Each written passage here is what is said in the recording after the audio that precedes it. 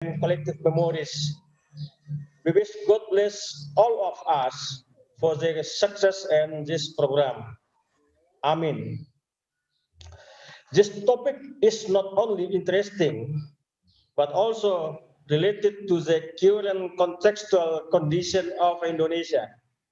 Some cases that happened in the last few months have indicated that how urgent this topic is. For instance, the case of Wan Maharani's statement, as he said, hopefully West Sumatra really support the Pancasila state. Then her statement was responded by Minangkabau society alone, Indonesia. But looking again at the fact of history and collective memories of this nation. The history and collective memories are greatly related to the role of national public figure originated from Minangkabau, who had given a lot of contribution to the establishment of this nation. The founding father of Republic Indonesia, which is indicated by the preliminary composition of the Pancasila, the Indonesian five basic fundamental philosophy. Moreover, the construction of the first pillar of the Pancasila is purely originated from the construction of Minangkabau culture. Although now it has been replaced by the Western democracy, where this reality is no longer found in the collective memories of our nation. By looking at history and collective memory, we can prove that Minangkabau people took 60% of the total national public figure from the early to the middle of the 20th century, whereas the proportion of the population of Sumatra Barat atau West Sumatra is only 3.5%. Another example we can see is the case of G30SPKI, the Indonesian Communist Party movement of the 30th of September 1965, of which it has been blurred by a particular group of people in this country. However, their attempt has been responded by looking at the record of history and the collective memories again, both in the national and in the regional level. Various narration, ideas, values, and perception have appeared again, which is obviously related to the past event of Indonesia.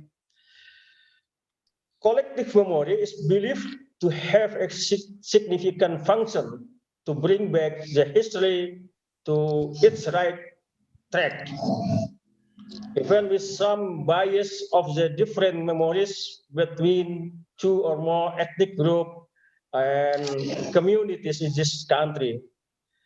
History and collective memories are very important for the extent and the construction of the identity, as well as the ambition and the future of community or a nation. This entity is interesting to be studied from the narration, ideas, values, cognitive psychology, social, and culture. However, the academician need to be selective and critical in perceiving and utilizing both history and collective memories, because there will be many obstacles such as forgetfulness, mistakes, considerable or accidental, false memories, poor memories caused by internal and external factor, and so forth and so forth.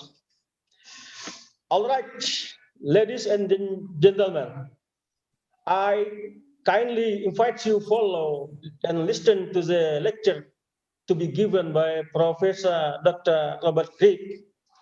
Have a nice lecture and discussion. And now, by saying Bismillahirrahmanirrahim, I officially declare this public lecture program open. Finally, I would like to thank all committee who have worked hard to prepare and manage this program. I wish all of you good luck. Thank you. Wassalamualaikum warahmatullahi wabarakatuh. Waalaikumsalam warahmatullahi wabarakatuh. Thank you, Pak Dekan. Warahmatullahi wabarakatuh. Thank you very much, Pak Dekan, Dr. Hasanuddin. Well, the honorable distinguished guests and participants, before I hand this over to Pak Yudi Andoni as the moderator, well, let me introduce our invited speaker, Professor Robert Grape from the Australian National University. His undergraduate studies was in Asian history from the University of Queensland, and he received his doctoral degree from School of Oriental and African Studies, University of London. Well, we have the honor to invite Professor Cripp to share his experts' opinions. Um, Regarding his areas of expertise, Professor Cripp's areas of expertise are in Asian history, government and politics of Asia and the Pacific, and history and philosophy of science. While his research interests are mass violence and crime and national identity. Well, without further ado, I would like to uh, hand this over to Pak Yudi Andoni. Okay, Pak Yudi Andoni, time is yours. Okay, thank you, Bu Rika. Thank you and good morning, all of you. I would like to welcome all of you and thank you have joined us today. I'm Yudi Andoni. I'm senior lecturer at History Department of Andalas University. I will your moderator for today, and on behalf of our dean, our head of History Department, uh, again, I welcome you to this morning for very special program lecture with our featured speaker, Professor Robert Cliff from the Australian National University. Now I'm ensuring you that you are in for a special treat. Pak Robert, that we usually call him for his generosity. He is known as a prominent historian about Indonesia. Pak Robert, just Bu Rika said, I explained about, wrote so many articles. Uh, his book and journal and research has shown his commitment, reputation, the concern he had in terms for the issue. He touched all of us there as historian and will touch all of you this morning. And Purika said before, has explained about Pak Robert's interest, focused mainly on Indonesia, though he has some interest in other part of Southeast Asia, especially Malaysia and Burma and Myanmar. And today, Pak Robert with us will discuss about history and collective memory. As Indonesianist, Pak Robert can speak very well in Bahasa Indonesia. We see it in the before. So I think for session question and answer, the participant can ask Pak Robert in Bahasa Indonesia or in English. And I think in the session, I will lead with in Bahasa Indonesia. So let's begin our lecture today with Pak Robert Krip. Pak Robert, the Zoom is your Pak. So thank you very much, and good morning, ladies and gentlemen. Let me begin by offering my very hearty thanks to Professor Hasanuddin and to Dr. Anatona for their kindness in accepting me as a guest at Andalas University, and to Burika and to Yudi Andoni for their management and kind coordination of the program today, and most especially to my old friend, Dr. Yeni Narni, who invited me to this session and who has been a valued collaborator for many, many years. It's now several years since I have been able to come to Padang. I miss the rendang. We can get rendang in Australia, but it's not nearly as good. So I'm really delighted to be able to come back virtually and to see so many old friends on this occasion. Ladies and gentlemen, I would like to thank you as well for your patience in listening to my presentation in English. I understand that it's always much more difficult to listen to a presentation in a foreign language. And so I thank you for your understanding and your patience in listening to my presentation in English. As Pak Yudi says, when we come to discussion, I'm happy to take questions in Indonesian, and who knows what the answer will be, perhaps sometimes in English and sometimes in Bahasa Indonesia. So today I want to talk about collective memory and its relationship to history. It's a term that is widely used, but it's often not so carefully analysed. People use the term in many different ways. So what I want to do today is to talk, first of all, about the meaning of collective memory, then about how historians use collective memory in their research, and third, about the social consequences, the social, political, and perhaps intellectual consequences of collective memory. Now, when we talk about memory, we normally start by thinking of the individual. Memory is something that each of us has. It is our capacity to recall the past.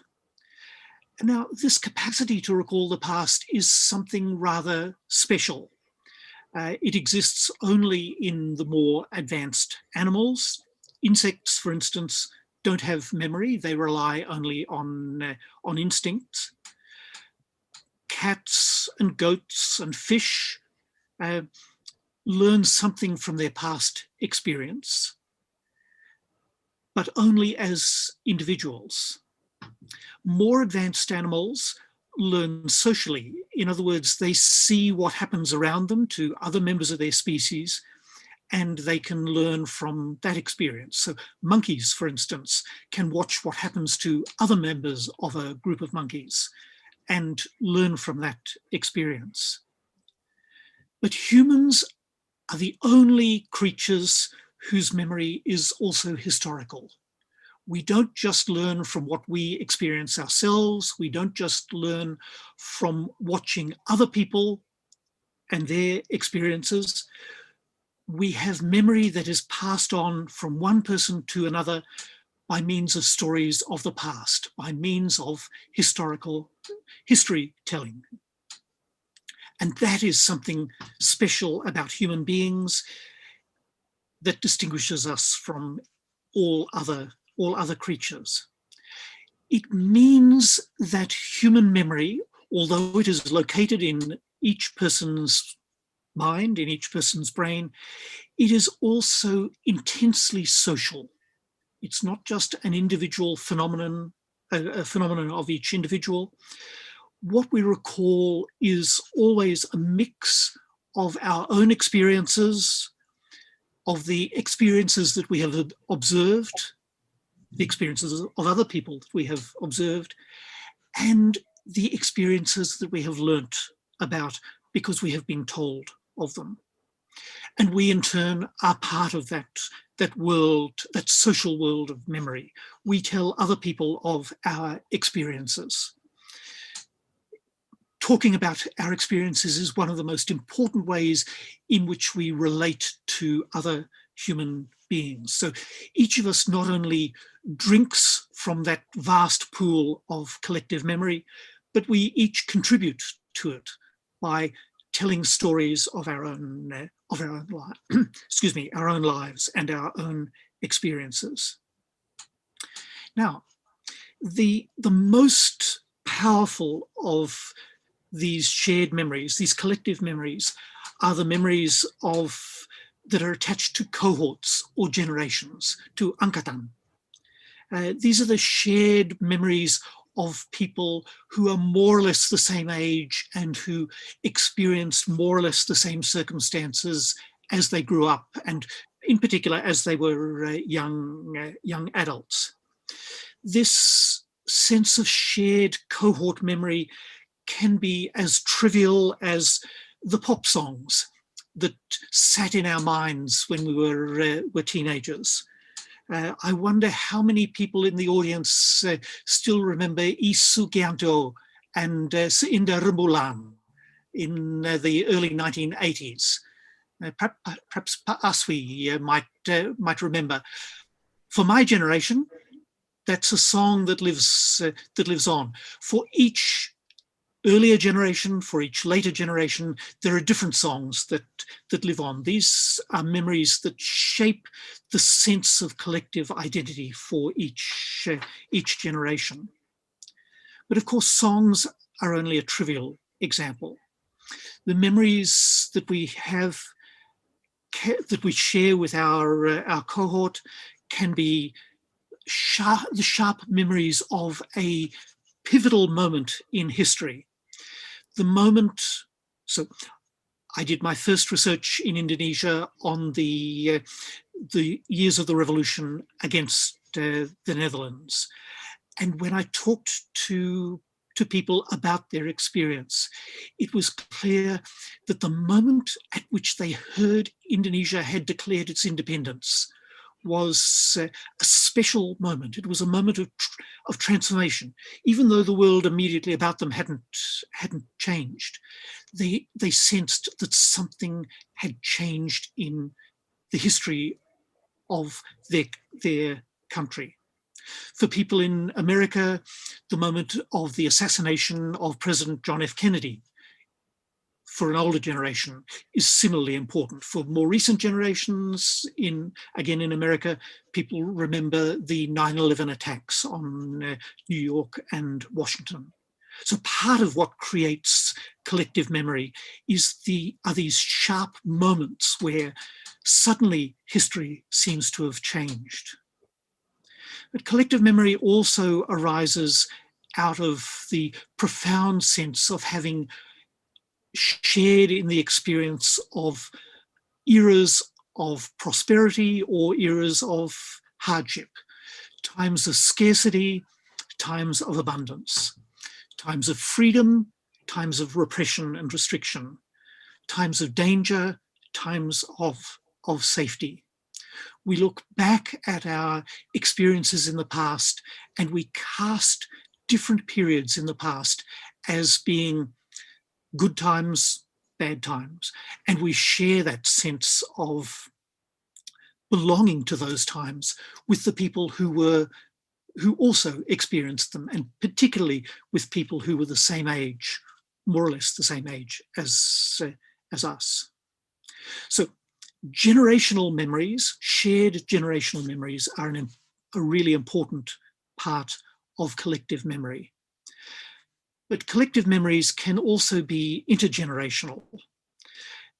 A generation that experiences hardship will very often pass its own memory of that experience on to its children and to its grandchildren.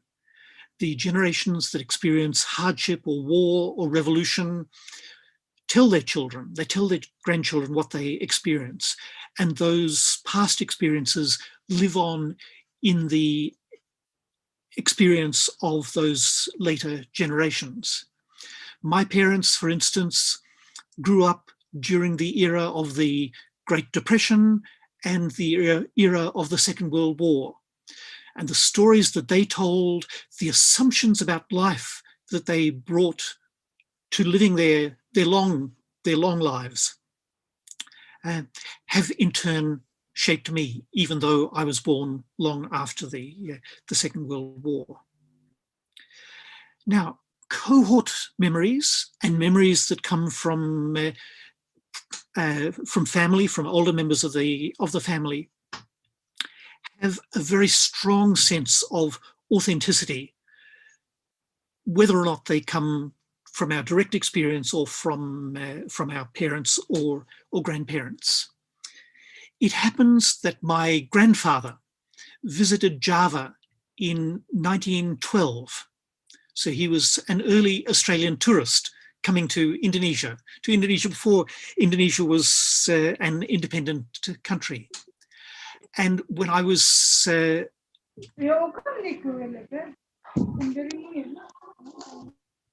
when I was at school and I had started to become interested in Indonesia, my grandfather told me a few things about his experience in Indonesia. He spoke to me about how shocked he was at the arrogance of the Dutch colonialists towards their servants, towards Indonesians.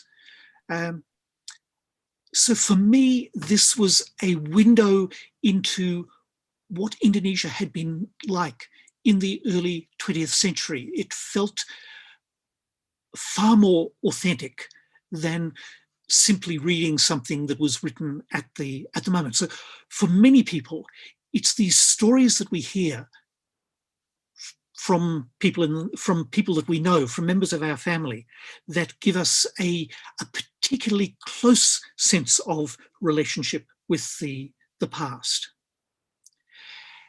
However, there are some very serious difficulties that arise for us as historians when we try to use these kinds of collective memory about the past as historical sources. The first big problem is that memory is not like a page in a book. You can't just go back to the memory, pull it off the shelf, and read again what took place. There has been a lot of research on what happens when we remember, and it seems that every time we remember something, in a sense, our brain writes over the earlier memory. So we are remembering not what originally happened, but we're remembering our memory of the memory. And the more often we remember something, the more often it is rewritten or overwritten by new memories. Now, that doesn't mean that everything changes, but it means that our memories are very vulnerable to change. It means that what we're recalling is no longer a pristine memory. It's a memory that has been filtered through whatever our circumstances were at the time we remembered. Those of you who have conducted oral history will be very familiar with the problem of interviewing people who have already written their memoirs.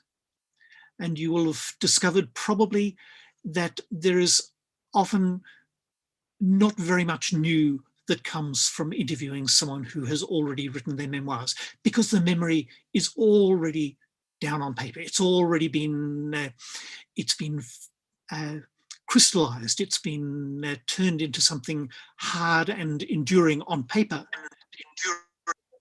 And it's very difficult in those circumstances to reach back through those layers of memory to find out what might have happened in the past. We're also conscious of three related processes that distort the kinds of memories that people have, particularly the memories that come, or the ways in which memory is changed in this process of recollection. The first is that people will gradually change their memories to fit with a broader social narrative. In other words, once people know that other members of the community have a story, they will shift their memories to fit with the story that is told by other people. It's particularly the case when people have gone through traumatic experiences in the past. Traumatic experiences are often painful to remember, but they're also very difficult to remember coherently, because in times of trauma, people are often not focusing objectively, of course, on what is happening to them. They're confused, they're distressed, and although they have many memories, they will be inclined to sort out those memories by fitting them into a story that they hear from other people. It doesn't mean that they abandon their memories, but it means that their memories are subtly shifted to fit with a broader narrative. And this can go in many different directions. People will talk about the good old days, when everything was much better than today. Or they'll talk about the bad old days, when everything was much worse than it is today. They'll talk about the time when we were all united. They will talk about a time when society was peaceful. Or they will talk about a time when we were all poor, when we had not enough to eat, when our houses were small and inadequate, or when everyone was fighting each other. So there is a process by which people lose some elements of their unique individual memories and bury their memories in a broader collective memory, a broader social memory. Another thing that we're very familiar with in this process is that some things are exaggerated and some things are forgotten. We can't, of course, remember everything that has happened to us. If we did, our minds would be full of things that are not useful. We're constantly sorting out our memories, deciding what to remember, what we can afford to forget. But in this process, we forget some things that might later turn out to be important. And sometimes we put much greater emphasis on certain things that were perhaps not so important at the time. It's very common in collective memory, for instance, that an event which took place just once, but which was deeply disturbing or really important, becomes multiplied. It becomes repeated as though it took place many times in many different places. And the third thing that happens, and these are all aspects of the same process of by which the memory of the individual gets absorbed into the memory of the group. Some people will unwittingly absorb the stories of others. In the novel Catch-22, Joseph Heller makes the comment about a particular incident that even people who weren't there remember vividly what happened next. So in other words, people who weren't present at the time have heard the story, and they find the story so important that they put themselves in the presence of the event, even though they weren't there.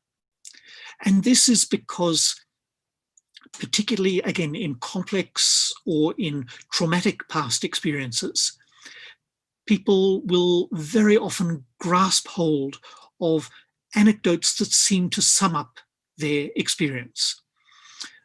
It's very seldom that they are deliberately deceiving or lying about their experience, but they have come to believe that the story that they heard was actually also their own story. So this is a significant problem for historians wanting to use collective memory. The third problem is a related problem, and it's the phenomenon known as prosthetic memory.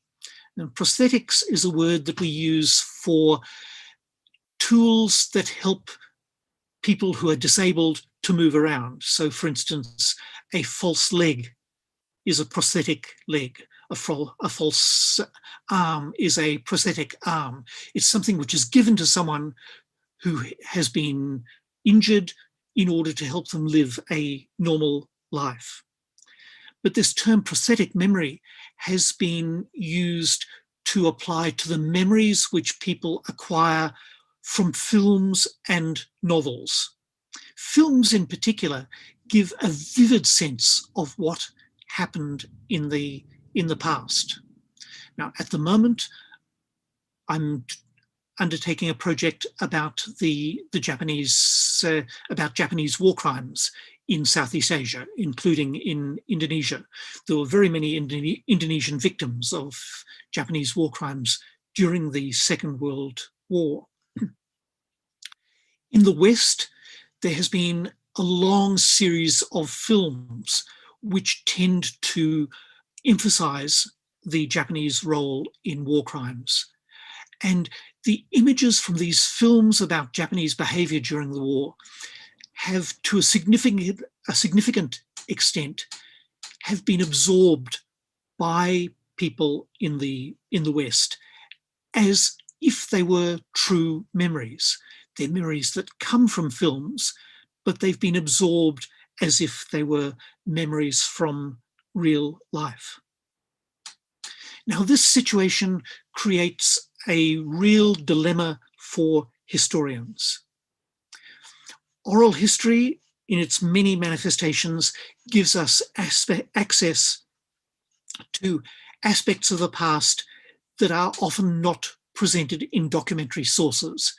If we as historians limit ourselves to documents, well, the world of documents is rich. We can learn a huge amount from documents. But if we limit ourselves to documents, then we miss out on many other aspects of the human past.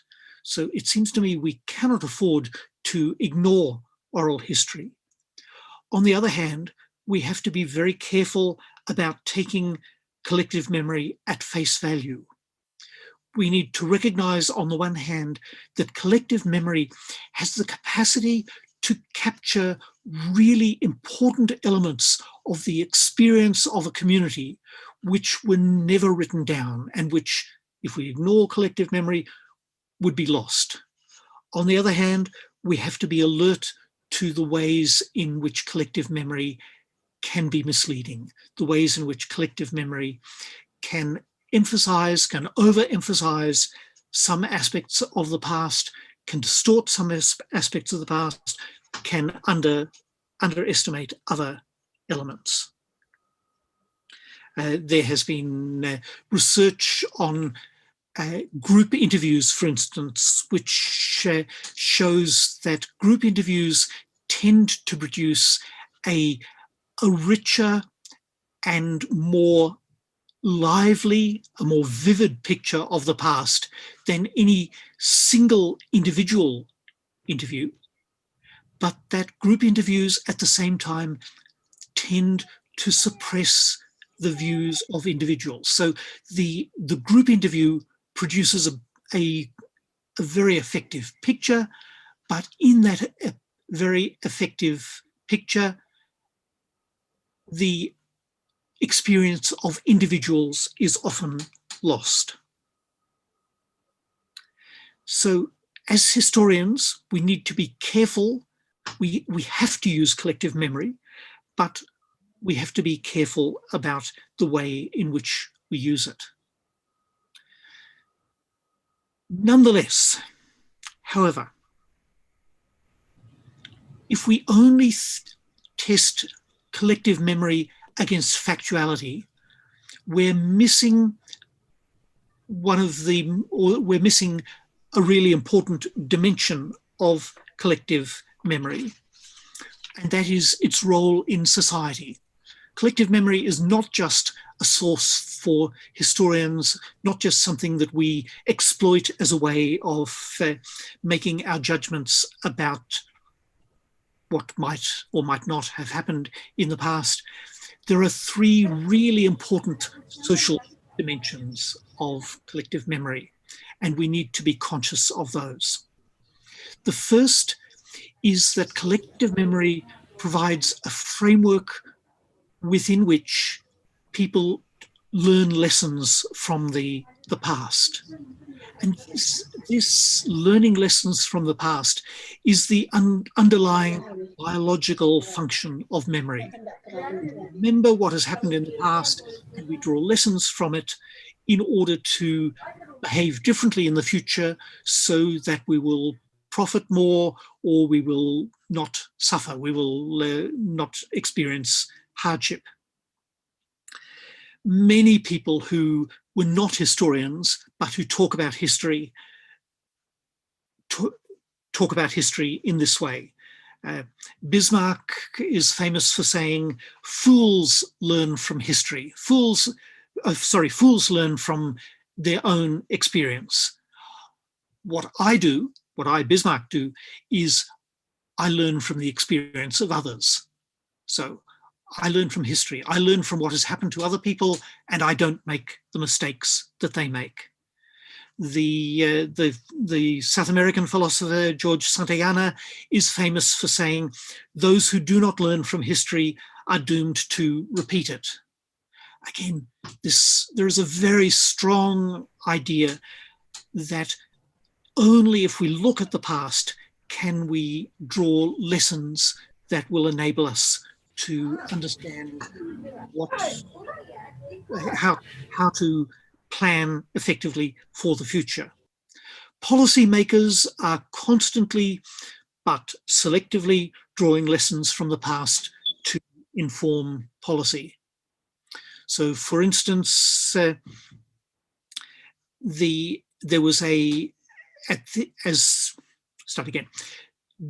during the Second World War, there was a very strong perception amongst Western policymakers in Britain and the United States in particular, that the Treaty of Versailles, which had ended the First World War, had been too harsh, and that it had created justifiable resentment amongst Germans, which in turn led to the rise of Hitler. So their view was that if the victorious Allies after the First World War had been a bit more generous to Germany, then Germans would not have felt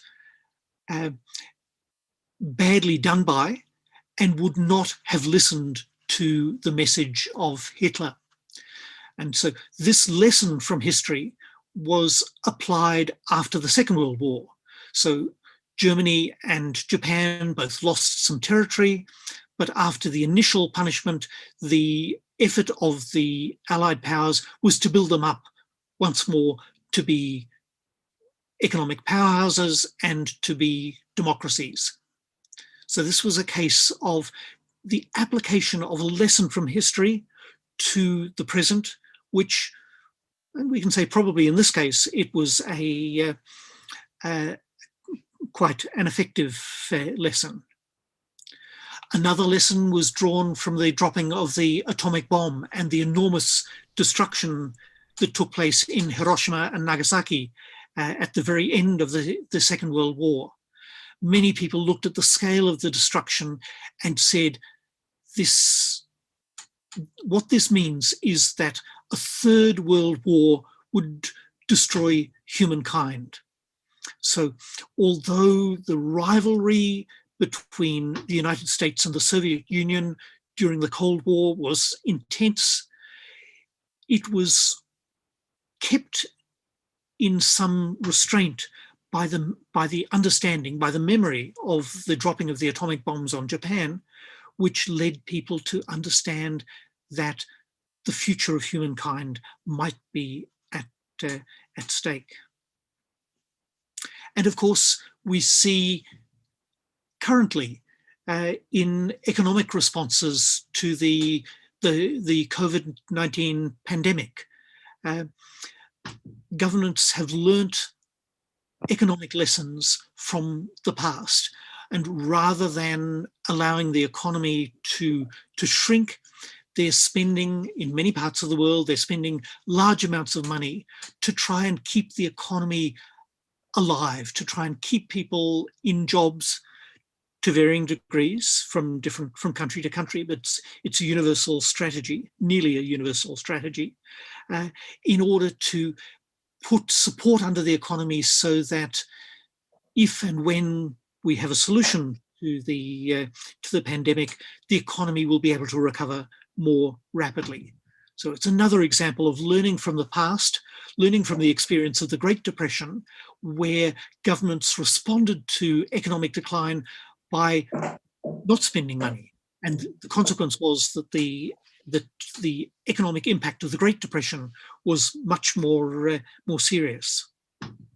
Now, the idea of learning lessons from history is a very attractive one, especially for historians. We're unfortunately used to having people not always pay so much attention to us.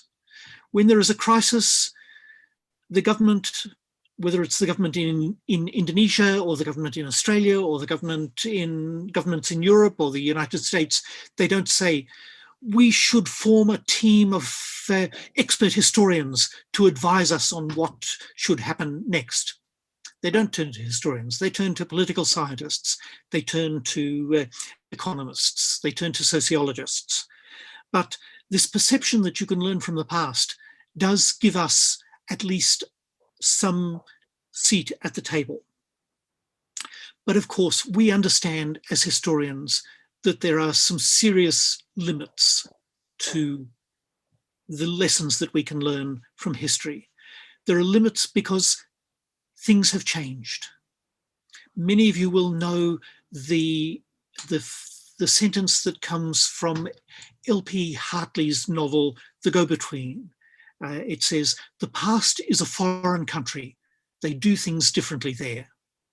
So we know that there are connections between the past and the present, but we also know that the past was a very different place, and that you can't simply draw lessons from the past to understand what is happening in the future. When people do draw lessons from the past, we know sometimes they draw the wrong lessons. They draw lessons that encourage people to lose hope. I remember having a number of conversations with people in Indonesia on trips, perhaps it was particularly in trips about 10 years ago, when people would say to me, kami salah dijajah. So Indonesia had the wrong colonial power. The suggestion was if only Indonesia had been colonized by the British rather than the Dutch, it might have ended up more prosperous, might have ended up more like Malaysia and Singapore. But to me, that negative conclusion from the past is not helpful. If there is a lesson from history, the lesson is that there are a great many possibilities. If we seize the opportunities that are in our hands, we can change the future. So that's the first of the three social elements of collective memory. The second one is its role in identity. And Hasanuddin, in his introduction, talked about this point. Now, even 2,500 years ago, the Greek philosopher Plato talked about the importance in the Greek city-states of creating a sense of common community, a sense of common ancestry in each of the Greek city-states, as a way of creating trust within the community, creating a sense of family identity. So one of the most important roles that collective memory can play is to tie together the members of a city or a province or a country or even a region of the world by the sense of shared past experience. And of course, Sumatera Barat is particularly well placed to have a sense of its shared role in Indonesia's experience, because Sumatera Barat contributed so many important national leaders to the independence struggle and to the early years of national independence. The challenge in these in this construction of collective memory is always the risk, rather, is always that some people will be left out, that groups who don't figure so prominently in the story will feel that it's not their story. And this can be women, very often left out of the story. It can be minorities, or it can be people in outlying regions. So in Australia, I come from Queensland, and Queensland has never been a dominant part of Australia. It's very often left out of the national narrative in Australia. And that, even though Australian national identity is not a big problem, I always feel slightly marginalised by the collective memory that works in Australia, which talks about things that happened in New South Wales and Victoria rather than in Queensland. Okay, so the last point in terms of the social role of collective memory, and this is an important and very challenging point, and that is the way in which collective memory creates a moral framework. It creates a moral framework of achievements and perhaps mistakes that we or our ancestors may have made. And it creates a moral framework of grievances and debts, a sense that there are people in our society or people outside our society who did terrible things in the past and whose influence has not yet been worked out, has not yet been resolved. There was a time when collective memory, when the dominant moral element in collective memory was to celebrate achievements. So Indonesians would celebrate Sriwijaya and Majapahit. They would celebrate the struggles against the Netherlands. In Australia, we would celebrate the story of the white settlers who came to Australia, who battled isolation and a harsh climate and hostility from Indigenous Australians to create a society in Australia, a Western society in Australia. But since the Second World War, we've become increasingly aware of the dark side of those positive celebratory stories. We've become increasingly aware of historical grievance. And this awareness of historical grievance has been expressed in calls for apology, in calls for compensation, in calls for restitution. Now, of course, we always have people who say, yes, that's history, we don't need to pay any attention to it. But that argument that we shouldn't pay attention to history is weaker now than it has ever been. When we look at the demands of Chinese and Koreans on Japanese, we can look, and probably not so much part of public discussion in Indonesia, but people in Poland, in Europe, are increasingly demanding compensation and apology from Germany. In Indonesia, of course, even though colonialism ended 70 years ago, we're really conscious of the long-term effects of colonialism in Indonesia and inclined to make demands on the Netherlands for acknowledgement and apology and recompense. In Australia, the proper recompense, the proper recognition that we can provide to Aboriginal Australians, to Indigenous Australians, has now moved close to the centre of political discussion. There's much disagreement over what white Australia should do to make up for the huge injustices that it did in the past. So there's no agreement on the solution, but it's very much at the centre of politics. And the dispute, or rather the sense that the West has a special responsibility to Africa for slavery, is very much alive. Now, why has this shift towards historical grievance, towards the recognition of historical grievance, taken place?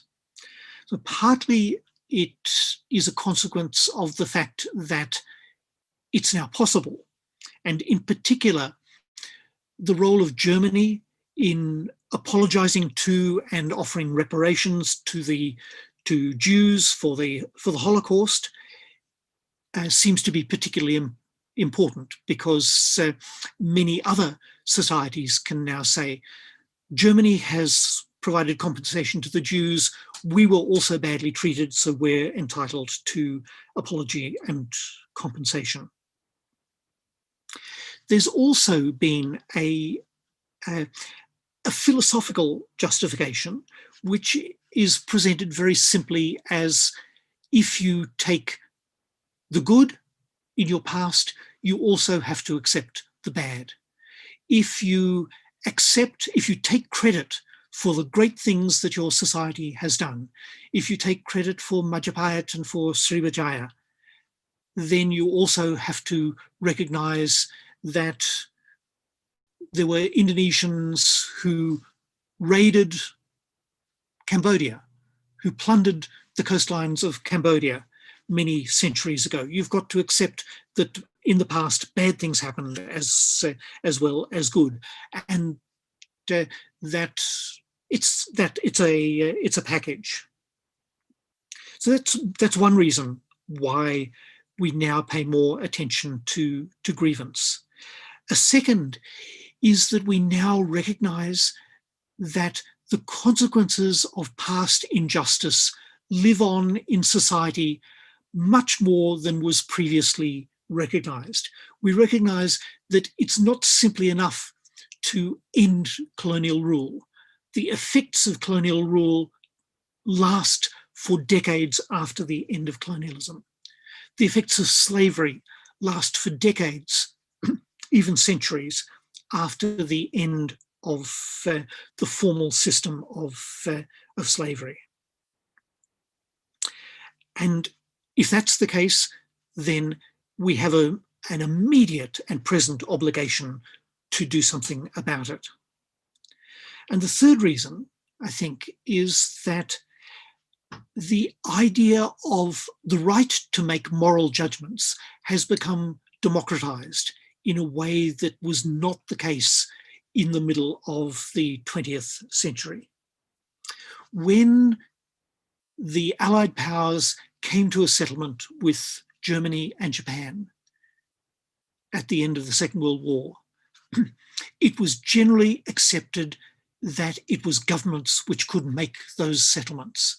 Governments could agree, okay, now we draw the line under this grievance, we put an end to the war, and we move on to the future. We don't allow grievances of the past to damage our relations, because we want you to be our allies now. We want you to be our friends now. But since the Second World War, increasingly it's been recognized that civil society groups and even individuals are entitled to make their own historical judgments. Sometimes they have government backing, but sometimes they don't. So each individual and certainly each community has been recognized as having the right to assess what was done to it in the past and to make its own conclusion whether an appropriate settlement has been offered and delivered. Now, so we live in an environment, in a world in which collective memory of grievance has become much more important than was ever the case in the past. It seems to me that there are two problems which hover over this this sense of collective grievance. The first is the simple one that past wrongs can never be righted. Nothing will ever be adequate to compensate for the massacres, for the torture, for the abuse, for the oppression, for the exploitation of the past. And that means that any settlement which we make now is vulnerable to being reopened in the future. And that's a problem because it means that no enduring resolution is possible. I don't know what we do about this. We have legitimate grievances from the past, but if the world is to be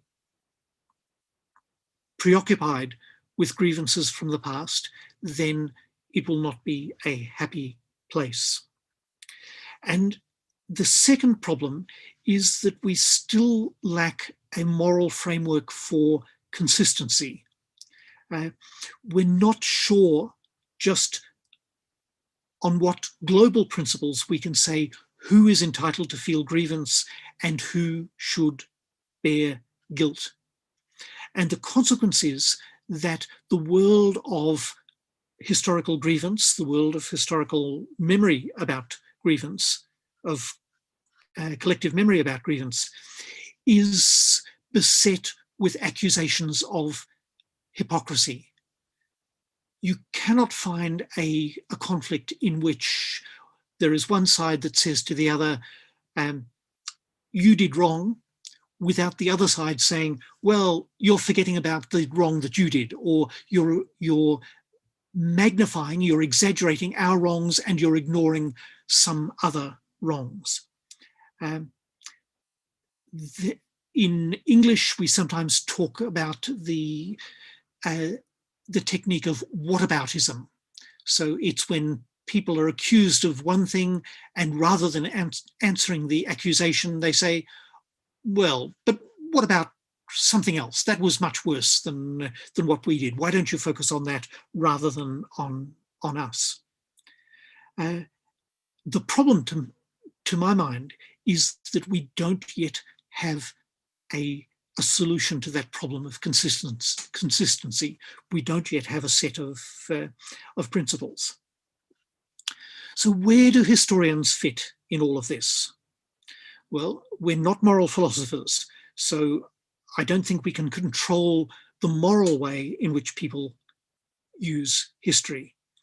But we are still the authorities on factuality.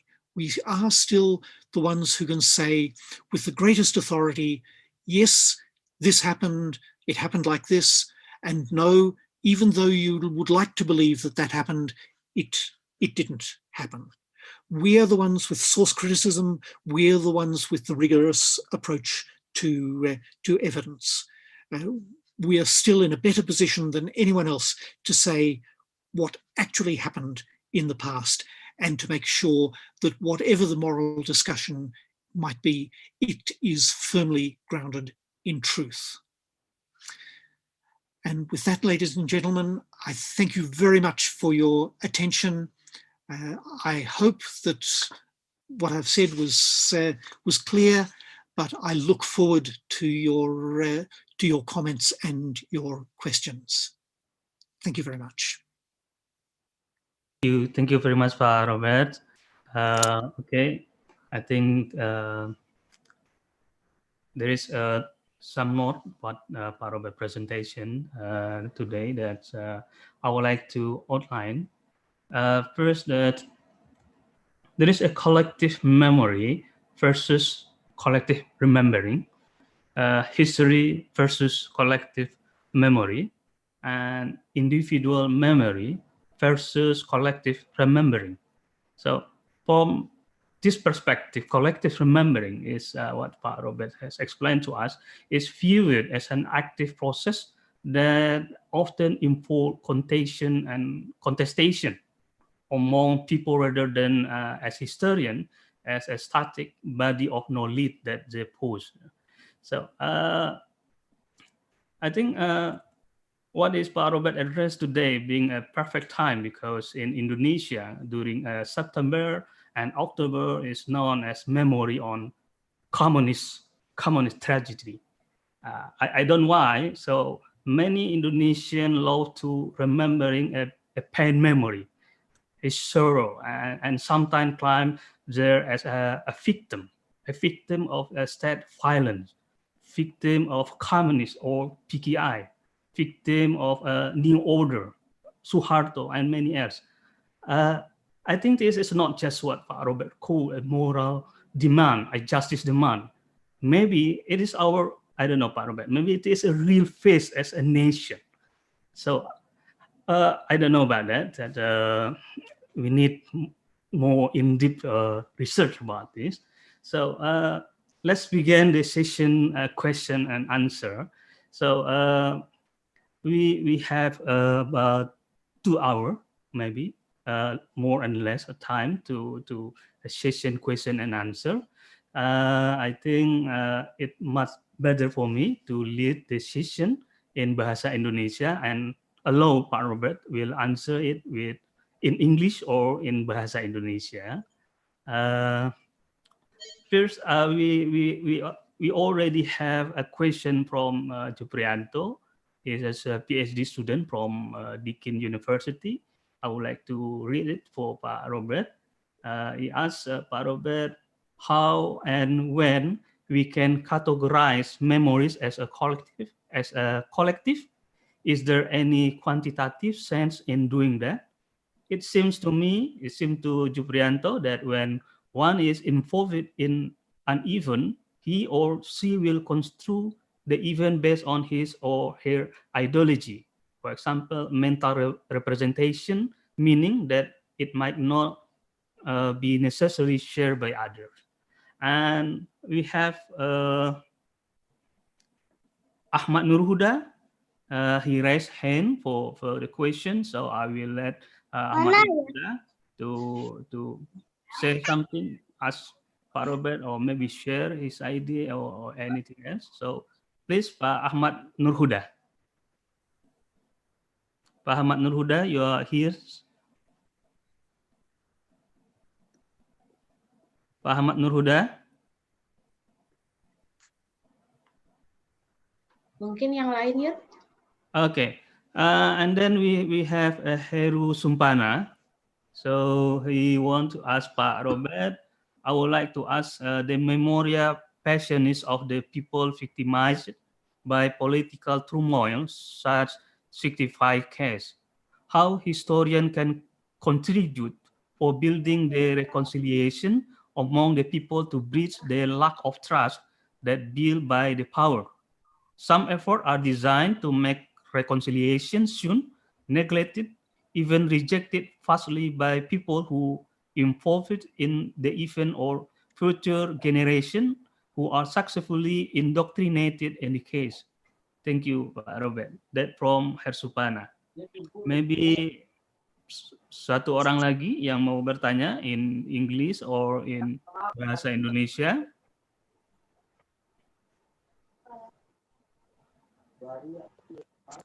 Okay, Pak Haldi, mungkin Haldi raise hand. Okay. Haldi, raise hand, please. Haldi Patra.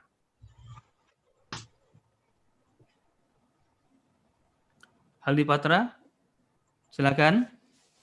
Buka kan. Ya, apakah sudah terdengar suaranya?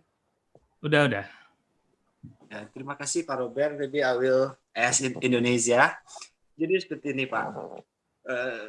Semenjak sejarah kita itu masih menggantungkan diri pada sumber-sumber primer seperti arsip, dan lalu ada pendekatan baru bagaimana untuk menggunakan metodologi memori kolektif dalam sumber primernya. Saya menemukan kadang-kadang terjadi kontradiksi antara arsip dan memori kolektif. Kadang-kadang itu arsip bicara seperti ini, dan memori kolektif ketika kita bertanya atau kita wawancara kepada narasumber berbicara hal yang berbeda. Nah, bagaimana kita bisa memadukan antara dua jabaran antara arsip dan memori kolektif di masyarakat ini? Itu saja pertanyaannya. Terima kasih. Oke, terima kasih Aldi. I think just for 3 questions for Pak Robert, and later we will open the other session for the question and answer. Please, Pak Robert. So first of all, in answer to Pak Supriyanto, which is how and when does memory become collective? So, and is there a quantitative element? So I think that collective memory is not a precise term that one can use quantitatively. It's a term that we use to capture a phenomenon which does not have clear boundaries. So when a group of people have a sense that they share a common history, that they know what that history was, so that they can refer to events, knowing that each other will recognize those events, then we talk about collective memory. Now, what shapes that collective memory is an interaction between what was actually remembered at the time. People sometimes don't pay attention at the time, so they may have forgotten, and then they pick up the memory from other people. And of course, it can be influenced by emotions, it can be influenced by ideologies, it can be influenced even by their personal interest. One of the common features of memory is that people tend not to remember bad things about themselves. It may be possible to remind them, but on the whole, we don't think bad things about ourselves. So collective memory is not quantitative, and it's one of those conceptions which disappears if you try and grasp it too closely, but that doesn't mean that it doesn't exist. So that's a difficult, it was a very good question. So then from Heru Sumpana, how do we deal with a society in which past suffering has led people to have no trust in each other or in their government? Well, the problem is sometimes that the absence of trust is justified. There are governments, I wouldn't talk about any specific government, but it applies most places in the world. Governments are not always to be trusted. And so being skeptical, questioning about government is often a very sound position to be.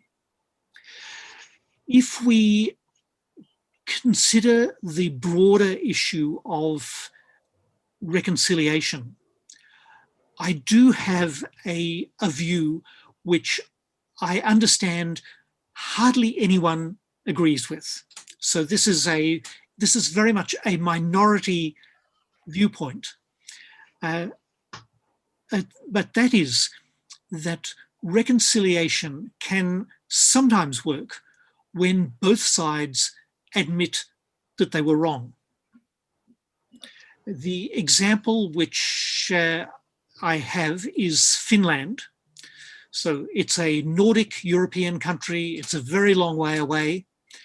At the time of the Russian Revolution, when Finland was a part of Russia but became independent, there was a bitter civil war in Finland between the communists and the anti-communists.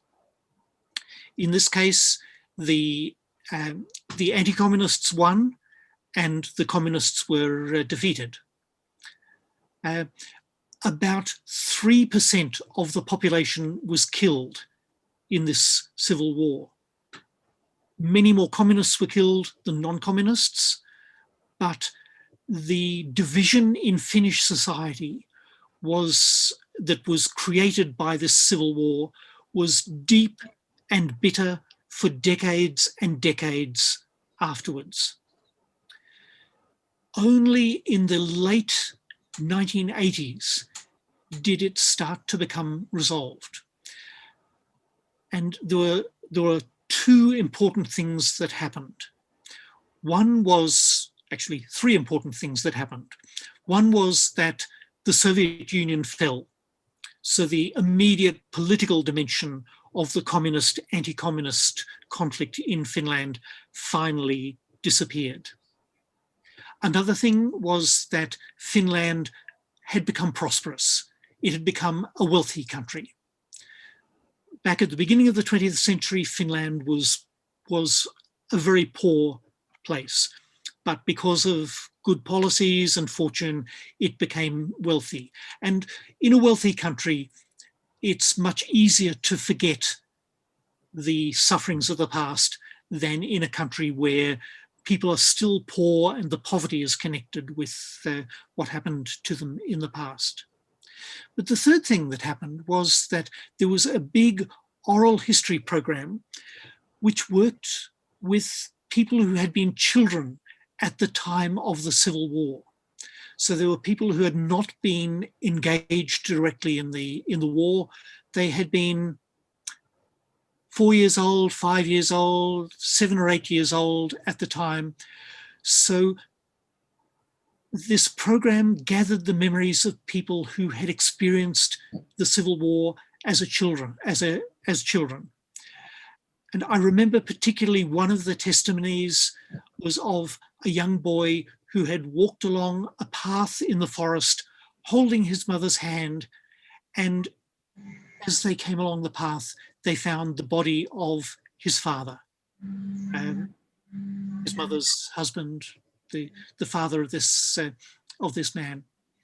And he said what he remembered was the line of ants that was crawling in and out of the nostril of his father. So he was a child that was not involved in the war, but whose suffering in seeing the body of his dead father had lived for all those years. And what was able to happen in Finland was quite suddenly for people to see the Civil War as a national tragedy in which both sides had suffered. So it was recognized that one side had suffered more, but at the same time, it was acknowledged that there had been suffering on both sides. And I think that one potential path for reconciliation in Indonesia is to acknowledge the suffering on both sides. Now, we have many people who will refuse to accept the suffering on one side or the other, who say that it was justified or say that it didn't exist. But I think that exploring the question of mutual recognition of suffering is a worthwhile possibility. Dan kemudian Pak Haldi Patra tentang arsip dalam perbandingan dengan memori kolektif. Kalau dua-duanya tidak setuju, bagaimana kita bisa mendapat mendapat kesimpulan?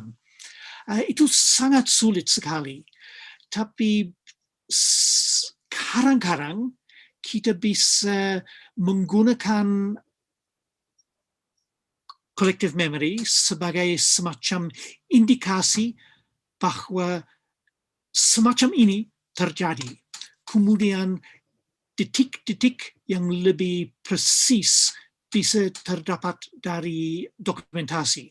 Dan kita harus ingat bahwa dokumentasi itu biasanya dibuat oleh yang punya kekuasaan pada waktu itu. So, jadi dokumentasi itu punya bias, punya sifat sendiri.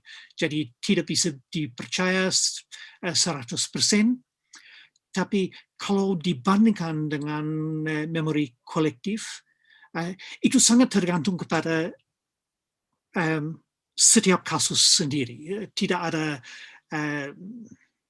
general rule, tapi perbandingan antara keduanya kadang-kadang bisa menghasilkan suatu kesimpulan. Okay, terima kasih Pak Robert. Thank you, sir. So we have a question from Rian. He's a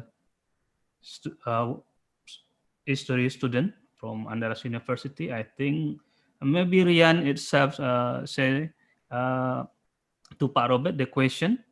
Rian, can you hear me? Rian? Hello, Rian? Okay. So we go to Pak Israr. He's a lecturer at History Department, Andalas University. I will read it. His question in our chat.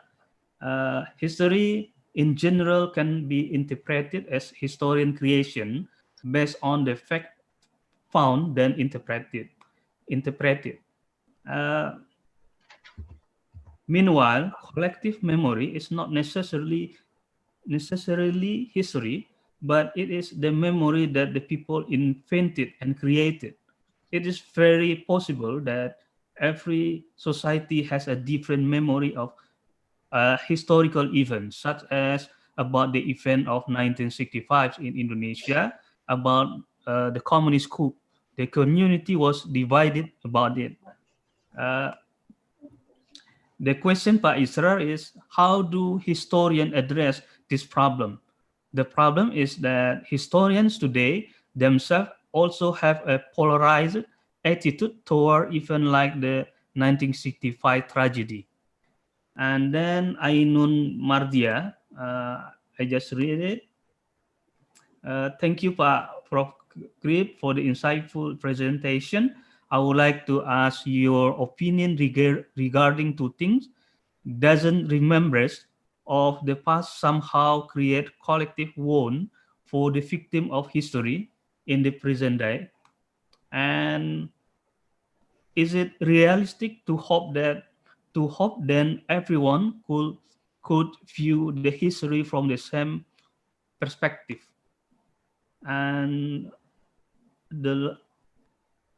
we have Mardi Amin in bahasa Indonesia. He asks, sejarah digerakkan oleh peristiwa tragis dan pandangan Hegelian mengenai sejarah. Bisakah kita melihatnya dengan cara yang lain? And the last is from Dewi Nuryani. Is it important in a country to build a collective memory to unite group or people? I think that's the question, Pak Robert. And then the time is yours, sir. Okay, so thank you very much. Those are all they're good questions and very difficult questions to answer. So first of all, from Rian. So particularly, you said that society is deeply polarized about 1965 in Indonesia, and historians themselves are also polarized. So historians take one side or another. And this is also very much a problem in Australia, or an issue in Australia. There are historians who are activist on one side, there are historians who are activist on the other, and they don't find common ground. They don't find agreement. I'm not so worried when we simply have disagreement amongst historians, because I think we can also take a long historical view. History is complicated. It can take quite a long time for a group of historians to end up agreeing on an interpretation of the past. And as long as the historians base their arguments on evidence, and as long as they are respectful to each other, then I think that historical discussion, historical debate will be able to push forward even when there are deep political divisions. Historians do change their mind. They change their mind. They sometimes are quite slow to change their mind, and sometimes they're not even willing to recognize that they've changed their minds. But if you look at the work of historians over time, they do change, and this is a very encouraging circumstance. So I'm not as pessimistic as Rian about the polarization. So the next question was about the wounds that remembrance can create. And your question reminds me of a story that came from Bosnia, from the time of the civil war between the Muslims and the Serbs. The story was of a young man who left his village every day with his rifle, with his senapan, and came back at the end of the day with notches carved for the people that he'd killed. And the villagers said, "Why is he so savage? Why does he want to kill so many people?" And one of them said, he told me he is taking revenge for the Battle of Bobni Brod. But someone said, the Battle of Bobni Brod, that was 600 years ago. And then he said, yes, but he only learnt about it 3 weeks ago. So he didn't know about it until very recently. And so it wasn't part of his collective memory, but he suddenly decided he needed to take revenge for it. So you are absolutely right that dwelling on the crimes of the past can often be very destructive, particularly when people dwell only on the crimes and sometimes dwell on exaggerated versions of the crimes. So there's many cases in which people feel resentment, but are not aware of the measures that have been taken to bring the perpetrators to justice, and are not aware that what they're resentful about was perhaps not as serious as they think. So in this case, the role of historians in bringing reality, bringing factuality into the debate is really important. Historians need to be the fact checkers. Historians need to say, no, it was not this large number who died, it was a smaller number. No, we know there was one case in which there was this horrible torture, but it was not universal.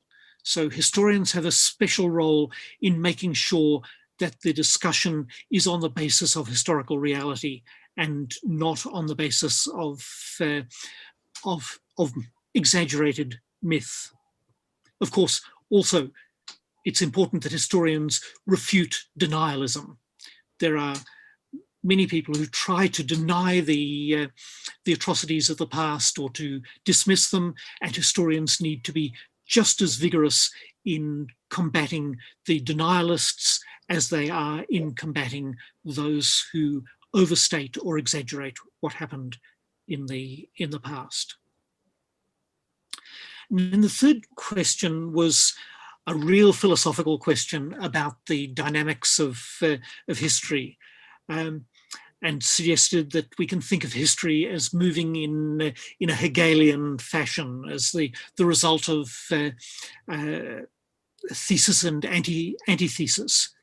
So there are times, of course, when I find this style of analysis useful, but if you dig down into my philosophical makeup, I'm not a Hegelian.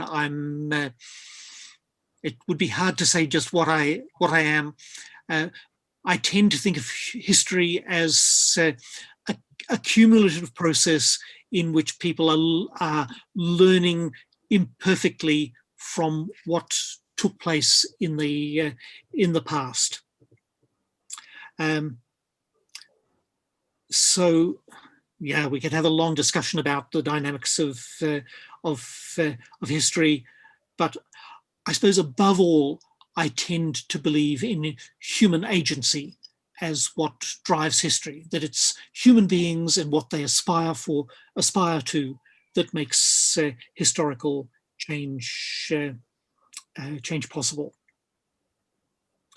And then this, sorry, could you remind me of the final question? I've written down collective memory, but could you, Pak Yudi? Yes, Pak Robert. Perhaps we've lost.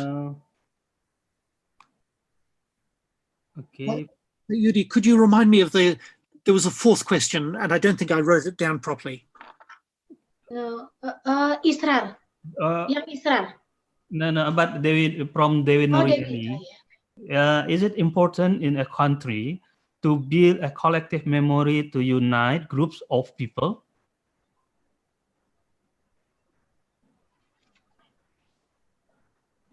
Hello, Pak Robert.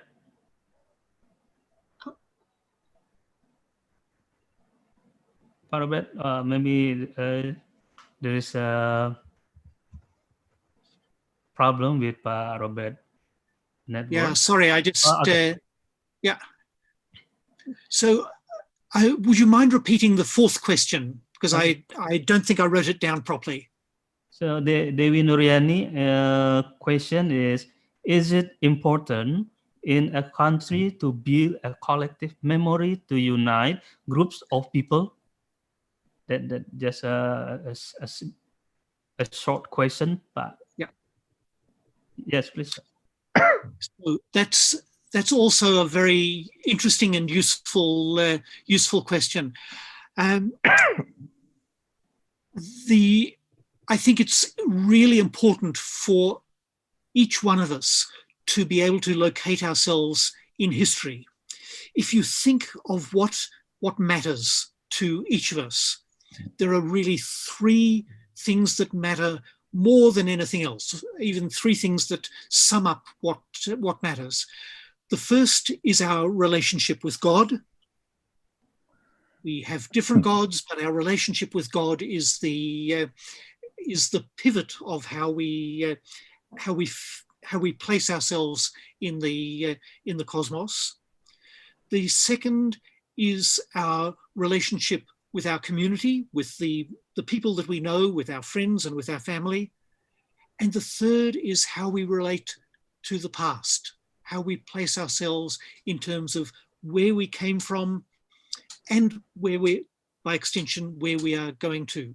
So having a sense of history is very important for each human. And for most humans, having a sense of history that also ties us to the people around us is really important. And so in that respect, a sense of collective memory, I think, is really important for every society. The problem arises if there is only one collective memory which tends to leave some people out. And that's what I feel, what I would feel uneasy about. Okay, thank you, sir. That's very inspiration for Dewi for the answer. So then we go to so many people want to ask you, Pak Robert. One of them, Cynthia Mutiara. I think Cynthia is better for you to say directly to Pak Robert about your question, and then we go to we have a special participant. For example, Bu Amur. We would like you to say something, share maybe, I don't know. Then we go to Pak Budi Agustono, the Dean of the Faculty of Cultural Science in USU. But first we will ask Cynthia Mutiara Zeni, please. Okay, thank you, sir. Honored Prof. Krip, let me introduce myself first. My name is Cynthia Mutiara Zeni, and I'm a part of History Department students. So, as we know that, like you said before, collective memories is a term for memories of a group of people who have collected them through shared social experience. And also, I read that Emile Durkheim researchers is about discuss how each generation is connected to the past, as they thought about history memories carry forward. But I want to ask you, it means we also have to share and tell these collective memories to each generation of us. And in history, we also have that oral history is also a method in history. And can we say that, the question is, can we say that oral history is also the part of a collective memories, or only oral history is a way to regenerate these collective memories, like you say that a collective memories can build up the identity and can unite a country, a province, a region, and etc. What do you think, Prof. Krip? Thank you. Okay, thank you, Cynthia. That's a good question. I think maybe Pak Robert directly to answer the Cynthia, and then we go to Bu Amurwani, and then we go to Pak Budi Agustono. Okay, so thank you very much, Cynthia. That was also a very useful question. So I think that oral history is both a source for historians, and it is a way in which collective memory is shaped. So I think it's very useful for a society if it can share a realistic sense of its common heritage. I think it's important that societies be able to understand that they have done great things, that they have achieved great things, but also to understand that they have made mistakes. Because we stand now at the threshold of the future. We are making decisions now which will influence the welfare of society in coming years, in coming decades. We could make wrong decisions. We shouldn't risk that we simply think because we are so great, because our past was so great, the decisions we make now are bound to take us into a positive future. On the contrary, there is always a risk that we will make dangerous decisions, we will make bad decisions. So I think that a collective memory which is relatively balanced between acknowledging what is good and celebrating what is good and acknowledging and accepting what is bad is the healthiest basis for a society. And it's healthy also because it gives a firm foundation for moving into the future, for not assuming that everything will necessarily go well, but at the same time, understanding that we have the possibility to make a better future.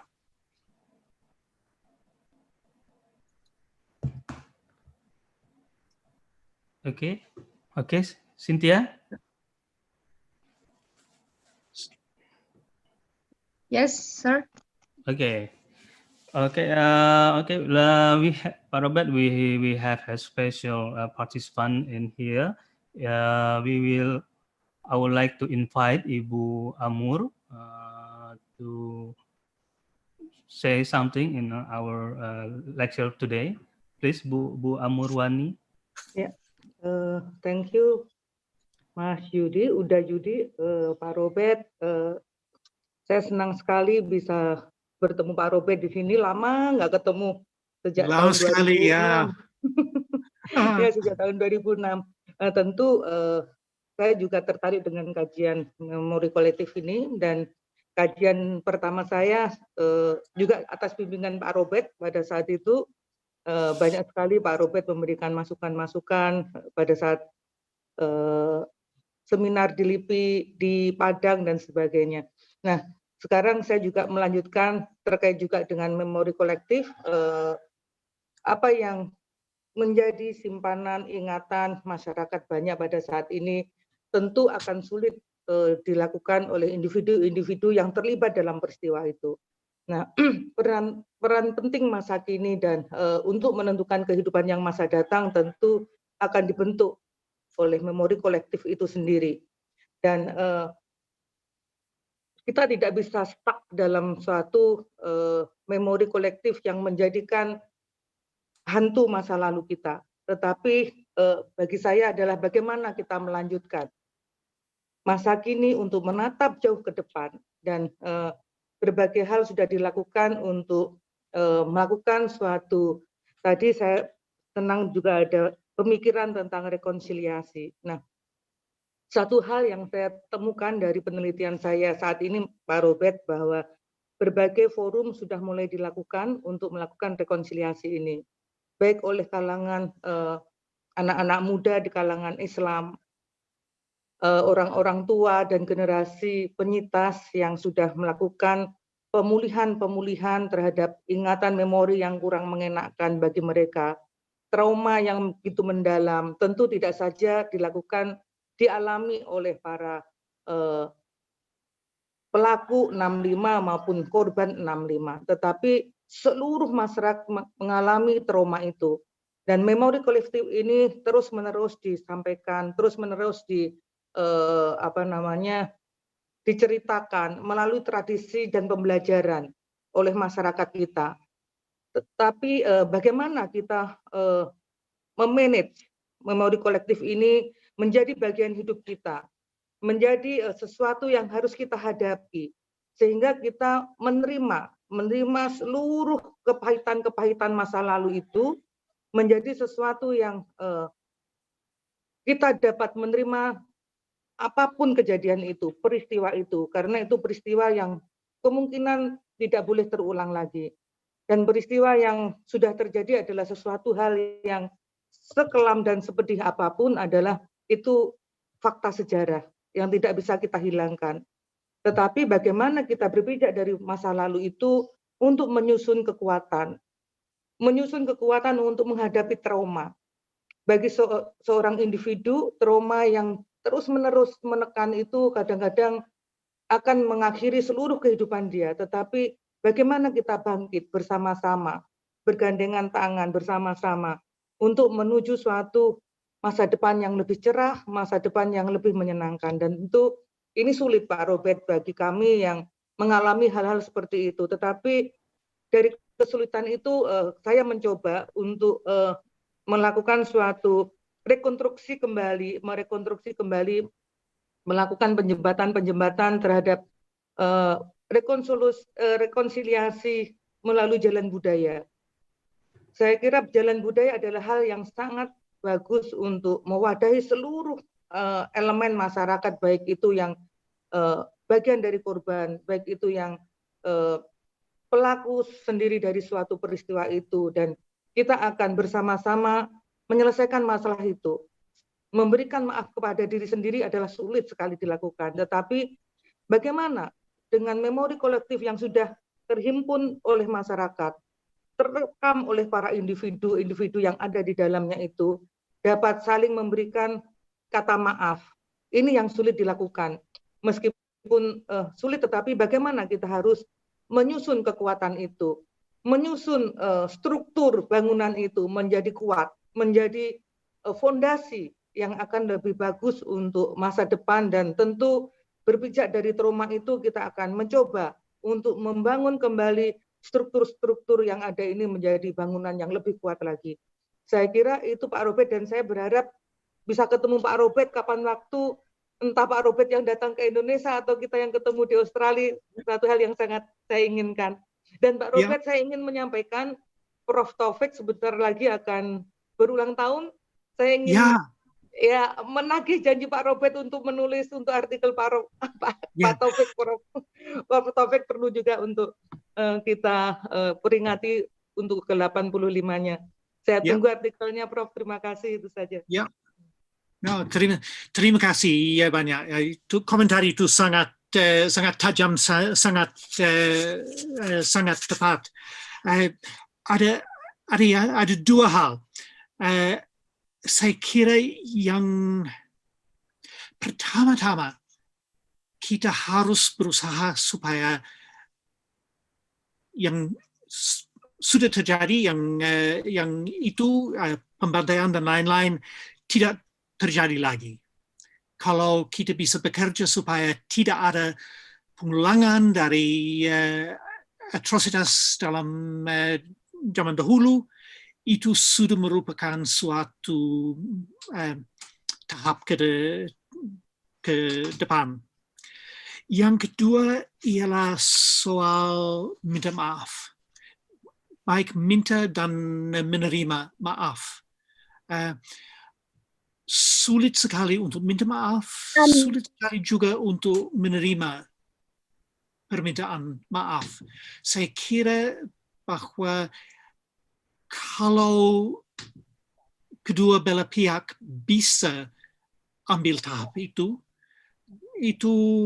akan paling sedikit akan memperbaiki keadaan.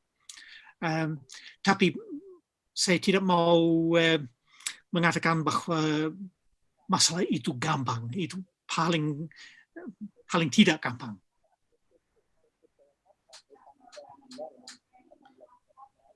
Baik, Pak Robert, terima kasih. Then we go to, I would like to invite Pak Budi Agustono from USU. If you are still here, sir, please, I would like to invite. Yes, I'm still here. Thank you for the moderator. And hello, Pak Robert Krip, how are you? Hello, apa kabar? How are you? Nice to see you again. Yeah, exactly. It's been a long time not to see you. Pak Robert, what is the difference, principal difference, between the oral history and then collective memory? Collective memory is contested by many people. Why the oral history is not? Why? Thank you. Okay, so that's a very sharp, straightforward question. So oral history is, of course, it's a technique that historians use, especially in the absence of documents and especially to assist where documents are compromised by their origin, by who produced them and the reasons why they were preserved. So in my experience, the most exciting history is history which combines archival research and oral history, because then we have two different kinds of perspectives on events. Archival documents because they were produced at the time, have an authenticity of their own, but oral history, because it comes from people who were actually present, has a different kind of authenticity. So the two of them can work together very, very productively. So collective memory is always more problematic because what is presented as collective memory can be the memory of a more limited group. So one of the problems of collective memory is that it may omit women, for instance. It may omit people from particular occupations. It may omit members of lower classes. It may omit people who come from minorities. It may omit people who come from outlying regions. So collective memory has the risk, or there is a risk, that collective memory will end up being oppressive. It will be a kind of dominant narrative that serves only a particular social group. So when we're dealing with collective memory, we have to be very careful to identify what collective we are talking about. Okay. So that's a reason to be very careful. But nonetheless, if we are using collective memory as historians, we can sometimes find important traces of events in collective memory that we wouldn't be able to get from individual oral history.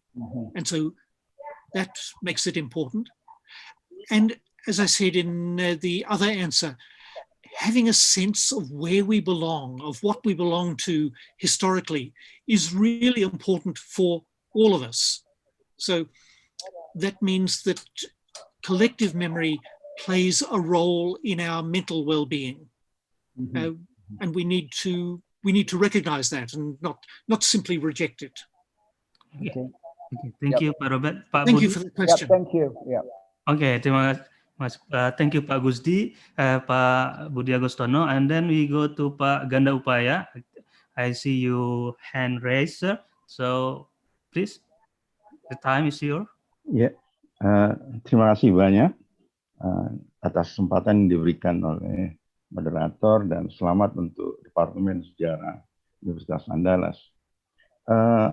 Pak Robert, it is interesting to listen to your conversation with your grandfather when you said that maybe my grandfather was the first Australian tourist. Then you told us that your grandfather said something interesting to you. So I remember from your conversation. So my question is that, is it collective memory constructed or transmitted? Yeah, because when I read from the late sociologist Anthony Smith, if I'm not mistaken, he said that collective memory is diffused or transmitted, not constructed, because the problem is that social constructivism could not explain how the emotion emerged, how the patient emerged, especially when somebody talk about nationalism. And maybe second question, yeah, it is very rare to see you, Professor Robert Cripps. What do you think about nationalism in Indonesia now? Thank you very much. Terima kasih banyak, Pak Moderator. Thank you, Pak Ganda Upaya, sir. Please, Pak Robert. Okay, so thank you. So that big question of whether, so first of all, my grandfather, I don't think he was the first Australian tourist, but he would have been quite early. International tourism to Indonesia became possible, I think, in around 1905, and he came in about 1912. So he wouldn't have been the first, but he was certainly very early. So then the first question is social memory constructed or transmitted? And I think the answer is both. Social memory is, it is passed from one generation to the next, but in each transmission, it is transformed by the interests and the perceptions and the preoccupations of the generation that that receives it. I'm conscious that there are things which I learnt from my parents, which I heard from my parents, which I've never passed on to my children, not because I wanted to keep them secret, not because I wanted to protect my parents or my children, but simply they didn't seem any longer to be relevant. So there is a process of transformation in each stage of transmitting social memory. It doesn't mean that the social memory is constructed out of nothing, but the transmission is never perfect.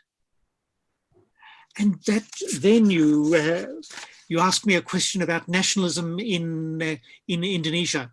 So of course, I'm Australian, but I have always been an Indonesian nationalist in the sense that I see that Indonesia was and remains a noble idea that had the capacity, a remarkable capacity, to tie together people from such a large number of ethnic groups, from such a large number of islands, with so many different historical experiences. So I talk to colleagues who think Indonesia is fragile, but for me, the remarkable thing is how strong the idea of Indonesia is in being able to tie together the Indonesian people. And I think that Indonesia, of course, there are many things to criticize in every country, many things to criticize in Australia, many things to criticize in Indonesia.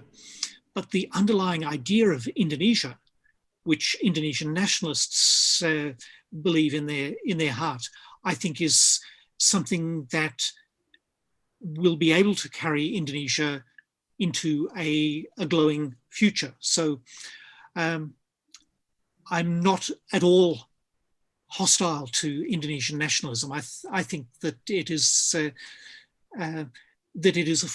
a way of thinking about identity which allows people to be diverse, but nonetheless creates a great country. So, okay, thank you very much, Pak Robert.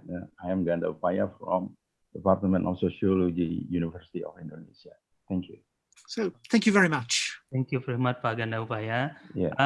I see Bu Asmi Fitricia from UNP. I would like to invite Bu Asmi to join us to discuss for today. Bu Asmi, would you mind to discuss us today? Bu Asmi Fitricia.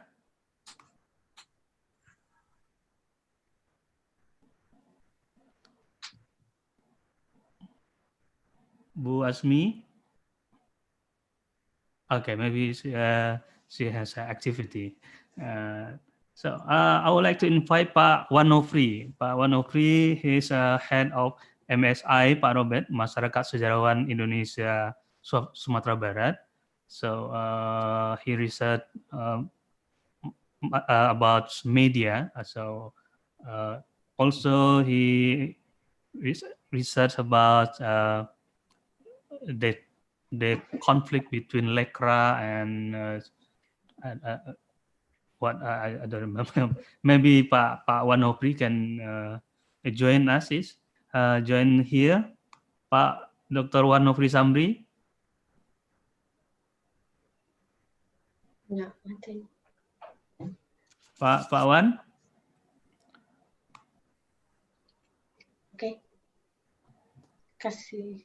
Pak Wan Nofri Samri. Kasih ke yang lain aja ya. Okay, we still have about 1 hour, Bu. Iya, Pak Robert, do you still have time mungkin? Pak Robert. Yeah, as Okay. long as you need. Yes. Thank you very much. Ini kesempatan yang sangat luar biasa sebenarnya Pak Robert, dan Pak Robert menyediakan banyak waktu untuk kita bersama. Dan mungkin ada pertanyaan dari teman-teman yang lain yang mungkin kesulitan berbahasa Inggris, kita mungkin pakai bahasa Indonesia. Dan mungkin dari teman-teman atau mungkin dari kolega atau dari mahasiswa, tolong kasih kesempatan Yud. Oke, Kita Bu. ini kesempatan langka. Oke, Bu. Oke, pertama we would like to invite Pak Dr. Anatona. I think he already wait for this session. Please, sir, the time is yours, Pak An.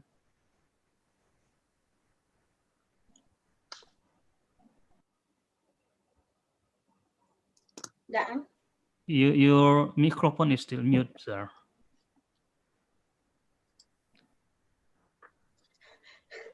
We don't hear your voice. Dan? Iya, halo. Oke. Halo. Iya, terima kasih Pak Yudi dan juga Bu Upi. Sini banyak mahasiswa dari berbagai perguruan tinggi yang dengan sabar dan setia mengikuti acara ini sejak pukul 8.30 tadi. Jadi mungkin sebagian kecil kami prediksi bisa memahami, namun sebagian besar mungkin tidak begitu memahami tentang materi yang disampaikan oleh beliau Pak Prof. Robert. Tapi tidak apa-apa, kita belajar semua. Nah, untuk itu kesempatan sebetulnya buat mahasiswa sekarang dibuka kesempatan untuk 1 jam terakhir membuat pertanyaan, terutama mahasiswa kami untuk mata kuliah metodologi penelitian sejarah di STQ PGRI dan mata kuliah kearsipan di UIN Membonjol, serta mata kuliah lain di Universitas Andalas. Nah, saya mulai dengan pertanyaan. Saya dalam berbahasa Indonesia saja ya, Pak Pro. Begini Pak Robert, bagaimana cara kita ya mendapat pengetahuan dari memori kolektif pada generasi kedua, ketiga, dan seterusnya. Artinya begini, kita tidak mendapatkan memori itu dari sumber pertama atau sumber primer. Bagaimana kita bisa mempercayai informasi yang didapat dari sana untuk generasi-generasi berikut. Demikian Pak, terima kasih. Ya, itu pertanyaan yang bagus. Andai kata dalam kolektif memori dalam suatu masyarakat ada suatu kejadian yang tidak termasuk termasuk dalam kearsipan. Kemudian kita bisa bertanya, oke, apa kejadian ini? Apakah ini betul-betul terjadi? Kalau terjadi, ada sumber-sumber lain yang kita bisa menggunakan untuk mendekati peristiwa itu. Misalnya, ada arsip provinsi. Di arsip provinsi tidak ada. Jangan sampai kita simpulkan bahwa kejadian itu sama sekali tidak terjadi. Kita mendekati mungkin arsip lain. Mungkin ada arsip kolonial, mungkin ada arsip Inggris yang bisa memberi sedikit bisa mencerahkan soal ini supaya kita bisa sedikit lebih pasti bahwa kejadian itu betul-betul terjadi. Andai kata sama sekali tidak ada bukti dari sumber-sumber lain, toh kita bisa simpulkan bahwa kejadian ini punya arti untuk masyarakat. Mengapa masyarakat itu terus-menerus ingat kejadian itu? Mungkin kejadian itu adalah suatu fantasi. Tapi mengapa itu dianggap sebagai suatu fakta historis? Kalau begitu, itu lebih menjadi suatu pertanyaan kebudayaan atau sosiologis daripada sejarah, tapi toh itu bisa sangat berguna. Oke. Terima kasih. Kembali ke Pak Yudi. Oke, terima kasih Pak Anatona. I would like to invite Bu Yusmarni Jalius. I'm sorry that your question is for me, Bu Yusmarni, in our chat. So if you are still here, Bu Yusmarni, we would like to invite you here. Bu Yusmarni, Bu Man. Halo Bu Man. Oke, Man. Oke, ada Pak Nov juga, Yud. Oh, I'm sorry. Bu Yusmani said that she's on outside, so forgive to not join with us for the question, Pak Robert. Kita juga undang Pak Nopriasman, Pak Dr. Nopriasman. Pak Nopriasman dia adalah ketua program studi pascasarjana sejarah, Pak Robert. So please, Pak. Terima kasih moderator. Ya, dengar Pak Yud? Dengar Pak, dengar ya, jelas. Terima kasih moderator, ya Pak Yudi. Thanks you for the interesting presentation, Mr. Robert Grip. Ya, collective memory is present because it is a shared experience. The second, watch together, and the third, from reading material. The results of collective memory are always used for certain interests, for example, for imaging or the political purposes. How do you see the application of the collective memory for historical representation in this era of globalization? Given that the theory of representations of reality is often presented in relation to certain interests, so that historical falsification or pseudo-history occurs. How good have historians been? Kira-kira dalam bahasa Indonesianya seperti ini Indonesian. Memori kolektif itu hadir karena pertama pengalaman bersama, Pak. Yang kedua, menyaksikan bersama. Yang ketiga, dia hadir dari bahan bacaan.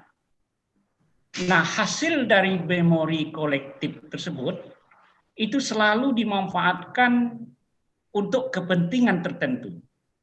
Misalnya untuk pencitraan atau juga untuk kepentingan politik. Nah, bagaimana Bapak melihat aplikasi dari memori kolektif ini dalam merepresentasikan sejarah di era globalisasi ini? Mengingat dalam teori representasi, realitas itu dihadirkan seringkali berhubungan dengan kepentingan-kepentingan tertentu. Sehingga akhirnya terjadi kepalsuan sejarah atau sejarah semu. Nah, menurut Bapak bagaimana baiknya sejarawan bersikap terhadap persoalan ini? Terima kasih. Thanks. Ya. Oke. Ya, terima kasih banyak. Itu pertanyaan yang bagus sekali. Oke. Pertama, saya kira bahwa setiap kolektif memory mempunyai banyak manfaat. Jadi tidak hanya satu manfaat, memang bisa digunakan untuk kepentingan politik, kepentingan sosial, tapi biasanya collective memory itu bisa digunakan untuk banyak sekali kepentingan. Jadi itu merupakan suatu kebendaharaan kemungkinan, tidak menentukan bahwa satu golongan atau satu pikiran harus menang. Jadi sejarah pada umumnya merupakan suatu kebendaharaan pengalaman manusia, kebendaharaan pengalaman masyarakat di setiap tempat.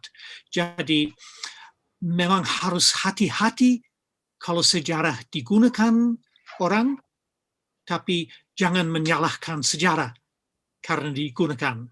Harus bekerja untuk meluaskan penggunaan sejarah. Dalam era globalisasi, saya kira penting bahwa kita semua mengakui bahwa sejarah Sumatera Barat misalnya atau sejarah Australia tidak hanya sejarah daerah, tapi itu punya akar-akar dalam sejarah dunia. Hubungan Sumatera Barat dengan daerah-daerah lain di daerah lautan India, dengan daerah-daerah lain di Eropa, di mana saja, itu penting sekali. Jadi salah satu masalah dalam penulisan sejarah ialah kalau kita membatasi diri dalam satu daerah atau satu kota atau satu negara. Kita saya kira harus melihat komparatif perbandingan dan harus melihat sejarah global. Jadi itu penting sekali. Kemudian ada isu pemalsuan sejarah. Memang sangat banyak pemalsuan sejarah di dunia ini, tapi itu kerjanya para sejarawan untuk menentangnya. Di Canberra sini saya punya kursus Lies, Conspiracy and Propaganda, dan tugas mahasiswa dalam kursus itu termasuk fact-checking sejarah.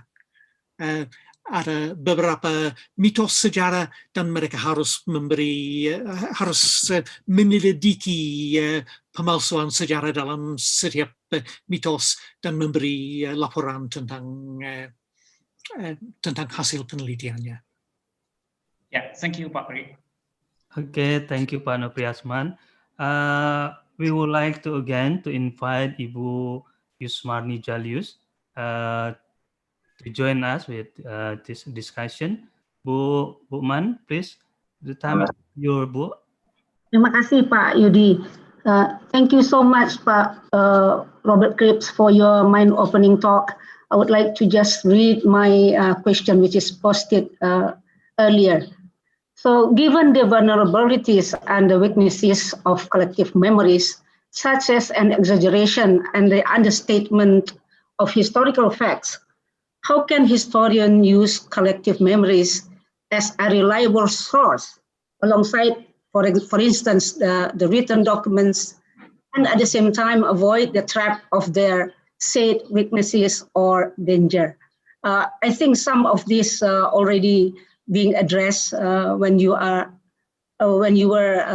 answering question from Pa Anatona, I guess. But probably there's something that we could take out from this all to encourage us to use the sources which most people consider as not reliable as a data for historian research, for historical research. Thank you so much. So thank you very much for that question. Historians are in a constant battle with the past because we know that everything that comes to us from the past was produced for a reason. It was often produced for some reasons that were connected with political or social or economic interests at the time. So the documents that we work with are never completely reliable. They too have many kinds of perspective, many kinds of bias.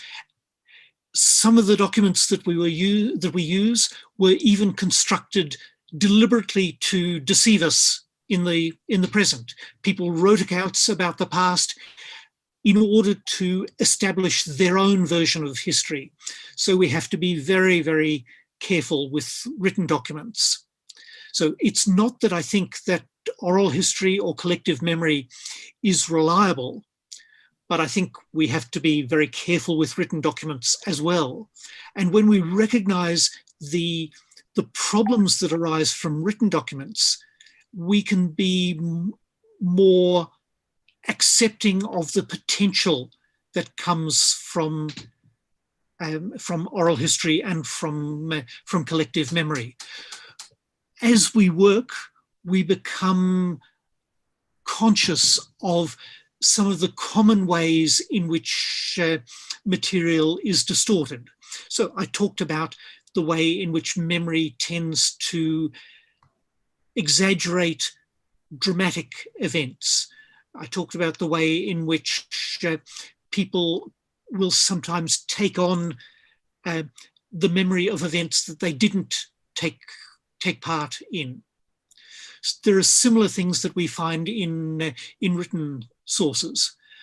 We find official reports that suggest that everything went smoothly.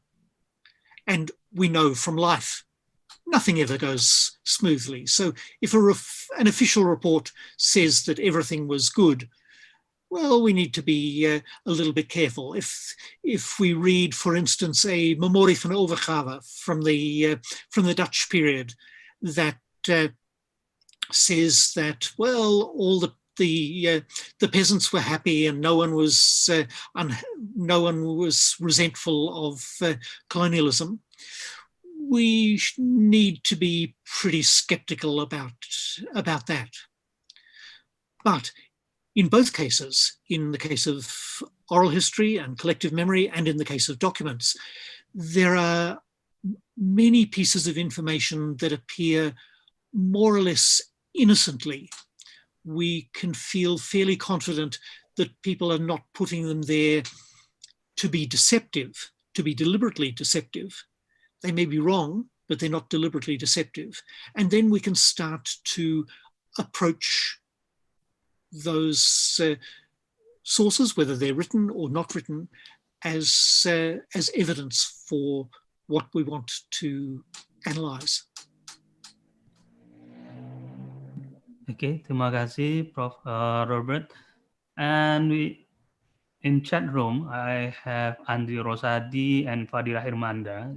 He want ask you, Pak Robert, but maybe I want directly Andri says to Pak Robert. Andri Rosadi, yep. Do you hear me? Andri? Iya, saya dengar. Okay. Please use the question. The time is yours. Ya, terima kasih. Ya. Pak Robert, saya belajar sosiologi agama ya, dan saya menggunakan teori memori untuk melihat gerakan-gerakan Islam di Indonesia, terutama yang berbasis kepada masa lalu, seperti salafisme yang ingin kembali ke masa lalu ya. Dan saya mengatakan Dan saya mengatakan Salafism sebagai community of memory. Ada beberapa konsep utama yang saya pakai. Pertama, recollection. Yang kedua, events. Ya, ada historical events, geography, dan sebagainya. Ada naratif, ya, narasi-narasi yang mereka bangun gitu. Kemudian community, ya. Dari community kemudian lahir tradisi, ya. Nah, saya di bidang sosiologi antropologi. Saya tidak tahu apakah kerja dalam sejarah juga akan seperti itu. Apa kira-kira konsep-konsep utama yang dipakai sejarah untuk menggambarkan, ya, peristiwa-peristiwa dengan menggunakan konsep collective memory ini, ya. Dan terkadang saya tidak tahu apakah yang dipakai dalam sejarah yang lebih populer collective memory atau social memory, interchangeable, ya. Kemudian ranah yang sering menjadi perdebatan adalah masalah, ya, the origin of the story, of the history, ya. Karena itu berkaitan dengan authority, gitu. Dan karena faktor authority ini terkadang collective memory di suatu tempat itu bisa diperdebatkan di tempat lain, gitu. Nah, ini yang sering menjadi perdebatan dalam ranah gerakan sosial keagamaan adalah masalah authority ini, gitu. Apakah dalam sejarah juga hal yang sama pengalaman Pak Kreb? Terima kasih. Ya. Oke, terima kasih banyak. Ada tiga komentar. Yang pertama, kita harus hati-hati, jangan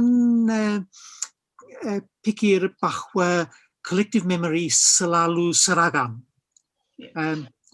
Setiap orang mempunyai memori sendiri.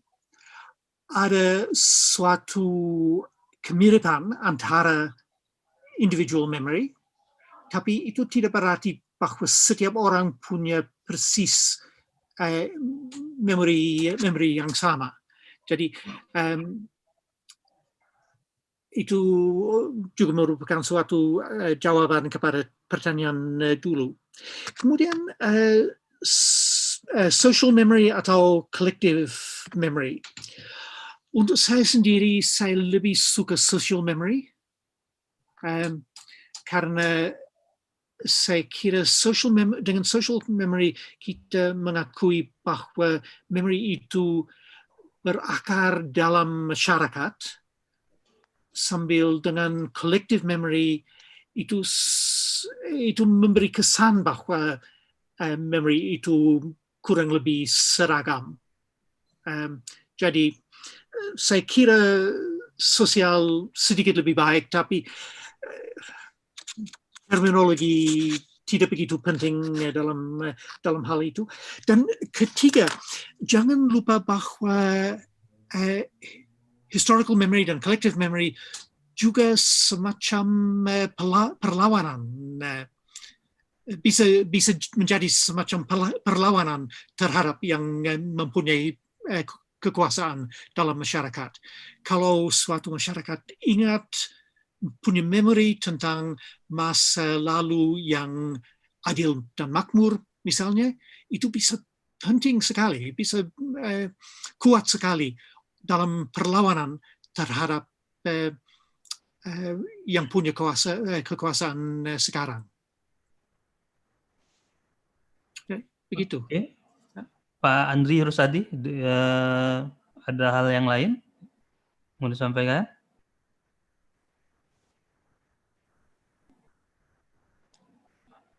Please unmute your microphone, Pak. Ya, terima kasih Pak Krip. Saya juga tadi mau bertanya tentang apa? Tentang konsep-konsep penting ya yang kita gunakan dalam teori memori kita ketika kita jadikan sebagai pisau analisis dalam melihat peristiwa sejarah itu.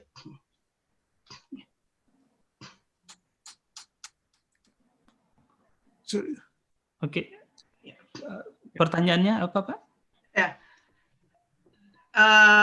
The main concept that we use when we use social memory, yeah, as the tool to analyze historical events. Yeah.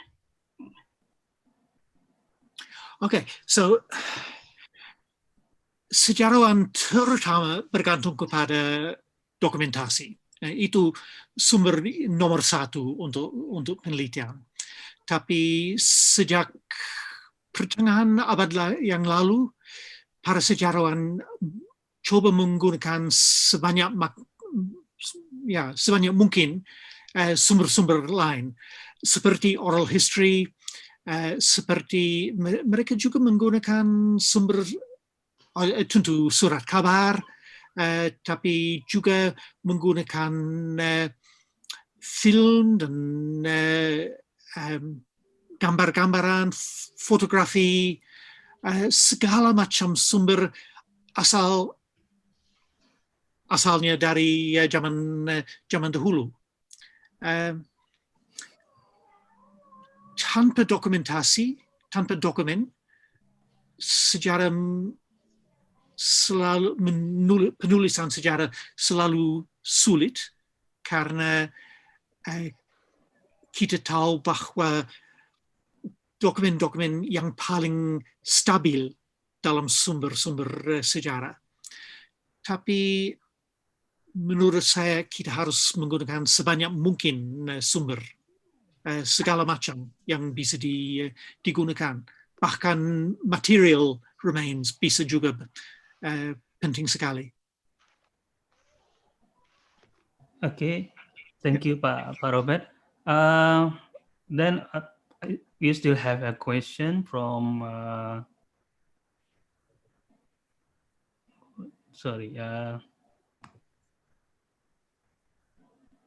Raisa Mufti. I think you should directly ask Pak Robert. Raisa Mufti, you still here? Raisa Mufti? Ya Pak. Yeah, go ahead.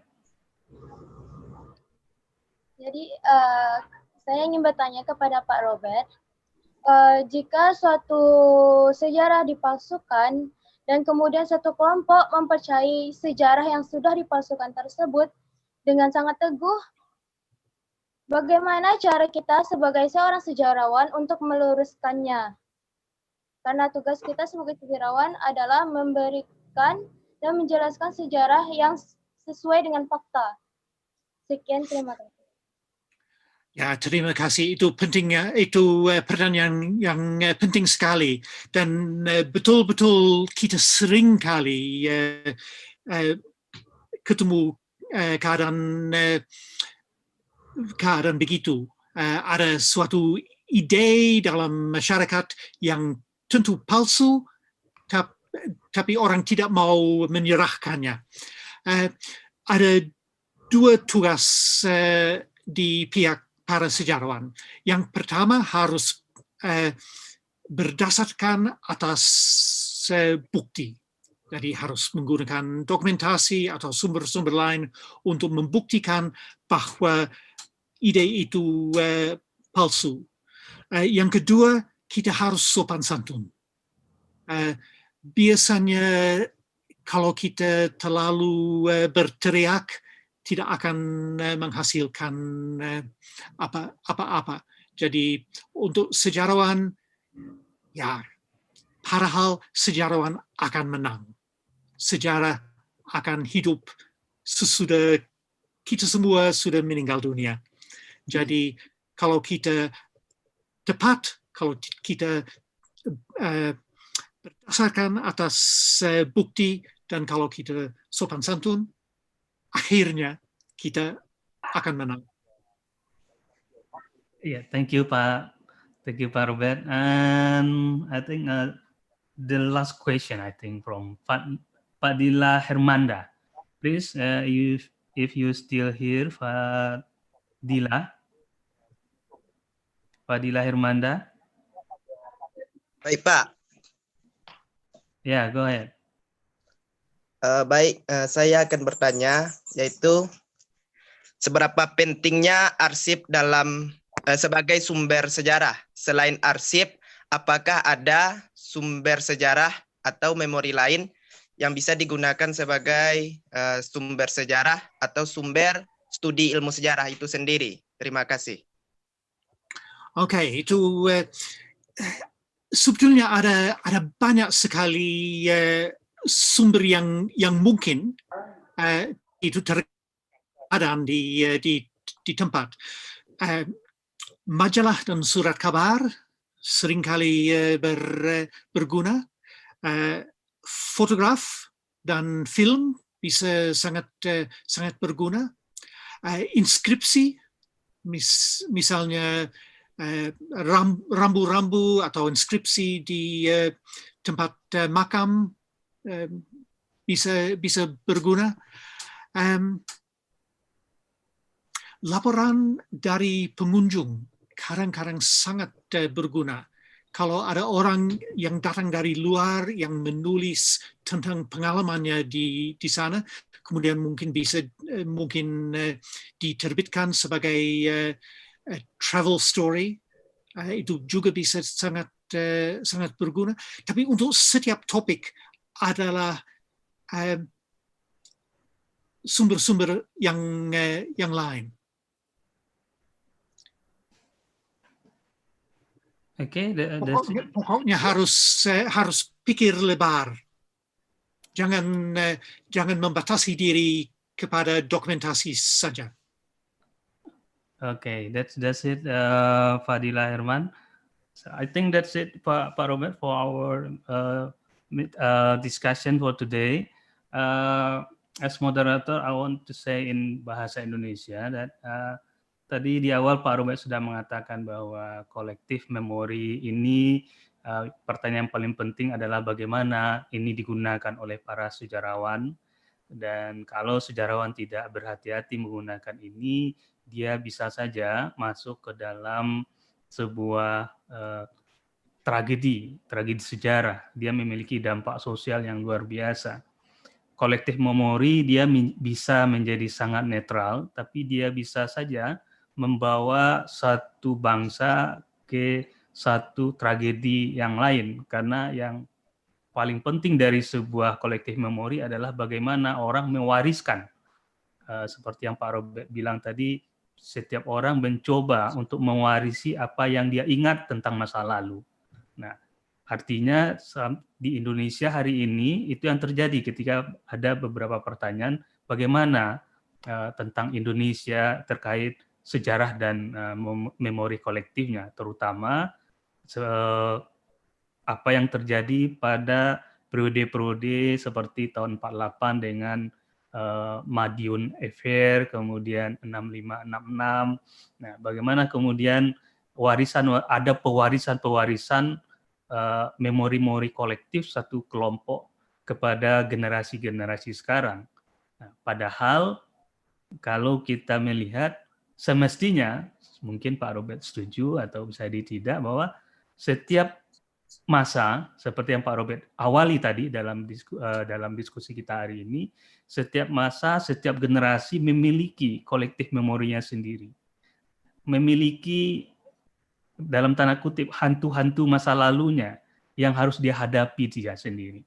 Nah, generasi sekarang punya tantangan dan hantu masa lalunya sendiri yang semestinya tidak mewarisi apa yang terjadi pada periode-periode sebelumnya. Seperti yang Pak Robert bilang tadi, memang sulit ketika kita berbicara fase-fase kepahitan dalam sejarah Indonesia bahwa ada yang harus minta maaf.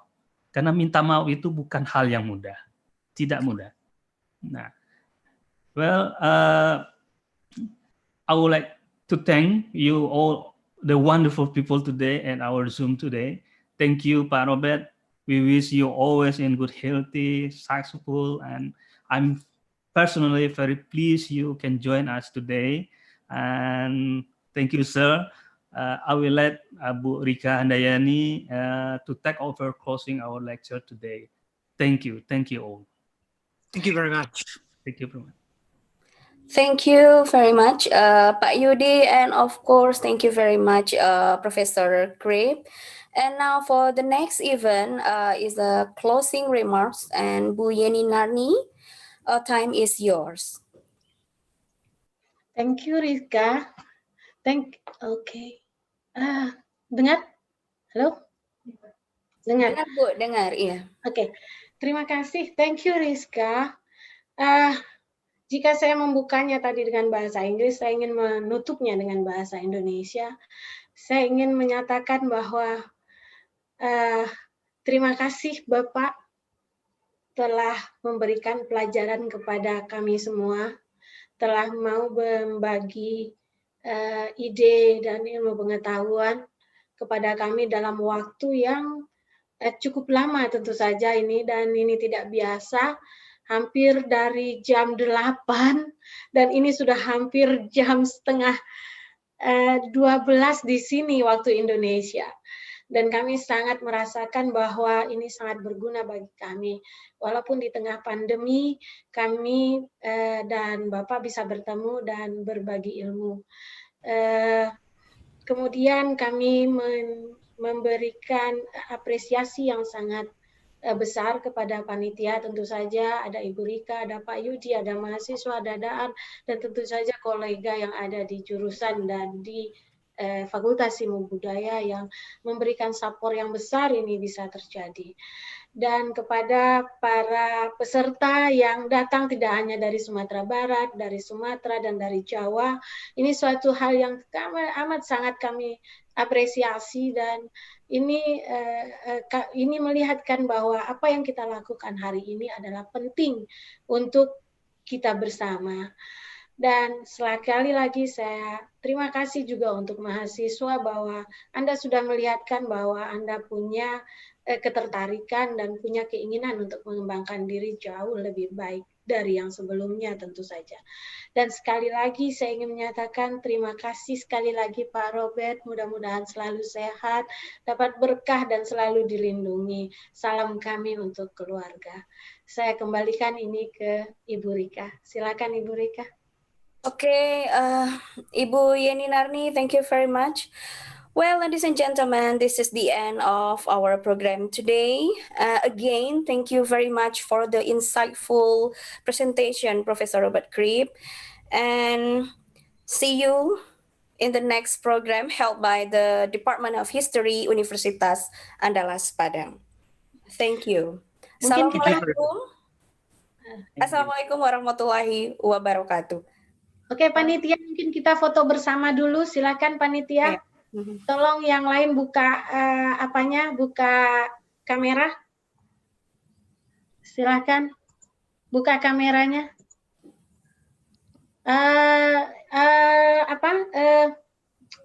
Rizky, tolong ambil fotonya. Rizky. Pak Robert, where are you teaching right now, Pak Robert? Oke, silakan Yudi. Halo, ambil Pak fotonya. Robert, where are you teaching right now? Not right now. I was teaching in first semester, but this semester I'm just doing my research. Rizky udah foto belum? Oke. Rizky, 1, 2. Oke, kita foto bersama dulu. 1, 2, 3. Yudi, tolong juga dibantu Yud. Foto bersama. 1, 2, 3. Oke, terima kasih semuanya. Silakan, kita masih punya waktu agak mungkin 10-15 menit yang jika ingin bertegur sapa dan beramah-tamah sebelum kita close keluar dari sini semua. Silakan. Pak Budi, apa kabar Pak Budi? Pak Budi Agustono, kita kembali bertemu. Baik. Ya. Thank you. Ya, Pak Robert. Oke, kalau tidak ada, saya keluar dan kita keluar semua. Sekali lagi terima kasih untuk partisipasinya. Assalamualaikum warahmatullahi wabarakatuh. Waalaikumsalam. Terima kasih Pak Robert. Pak. Waalaikumsalam warahmatullahi Sampai ketemu. Ya, sama-sama. Terima kasih. Pak Anatona, Ibu Ya, Yeni, terima kasih ya, Pak Budi, salam Pak.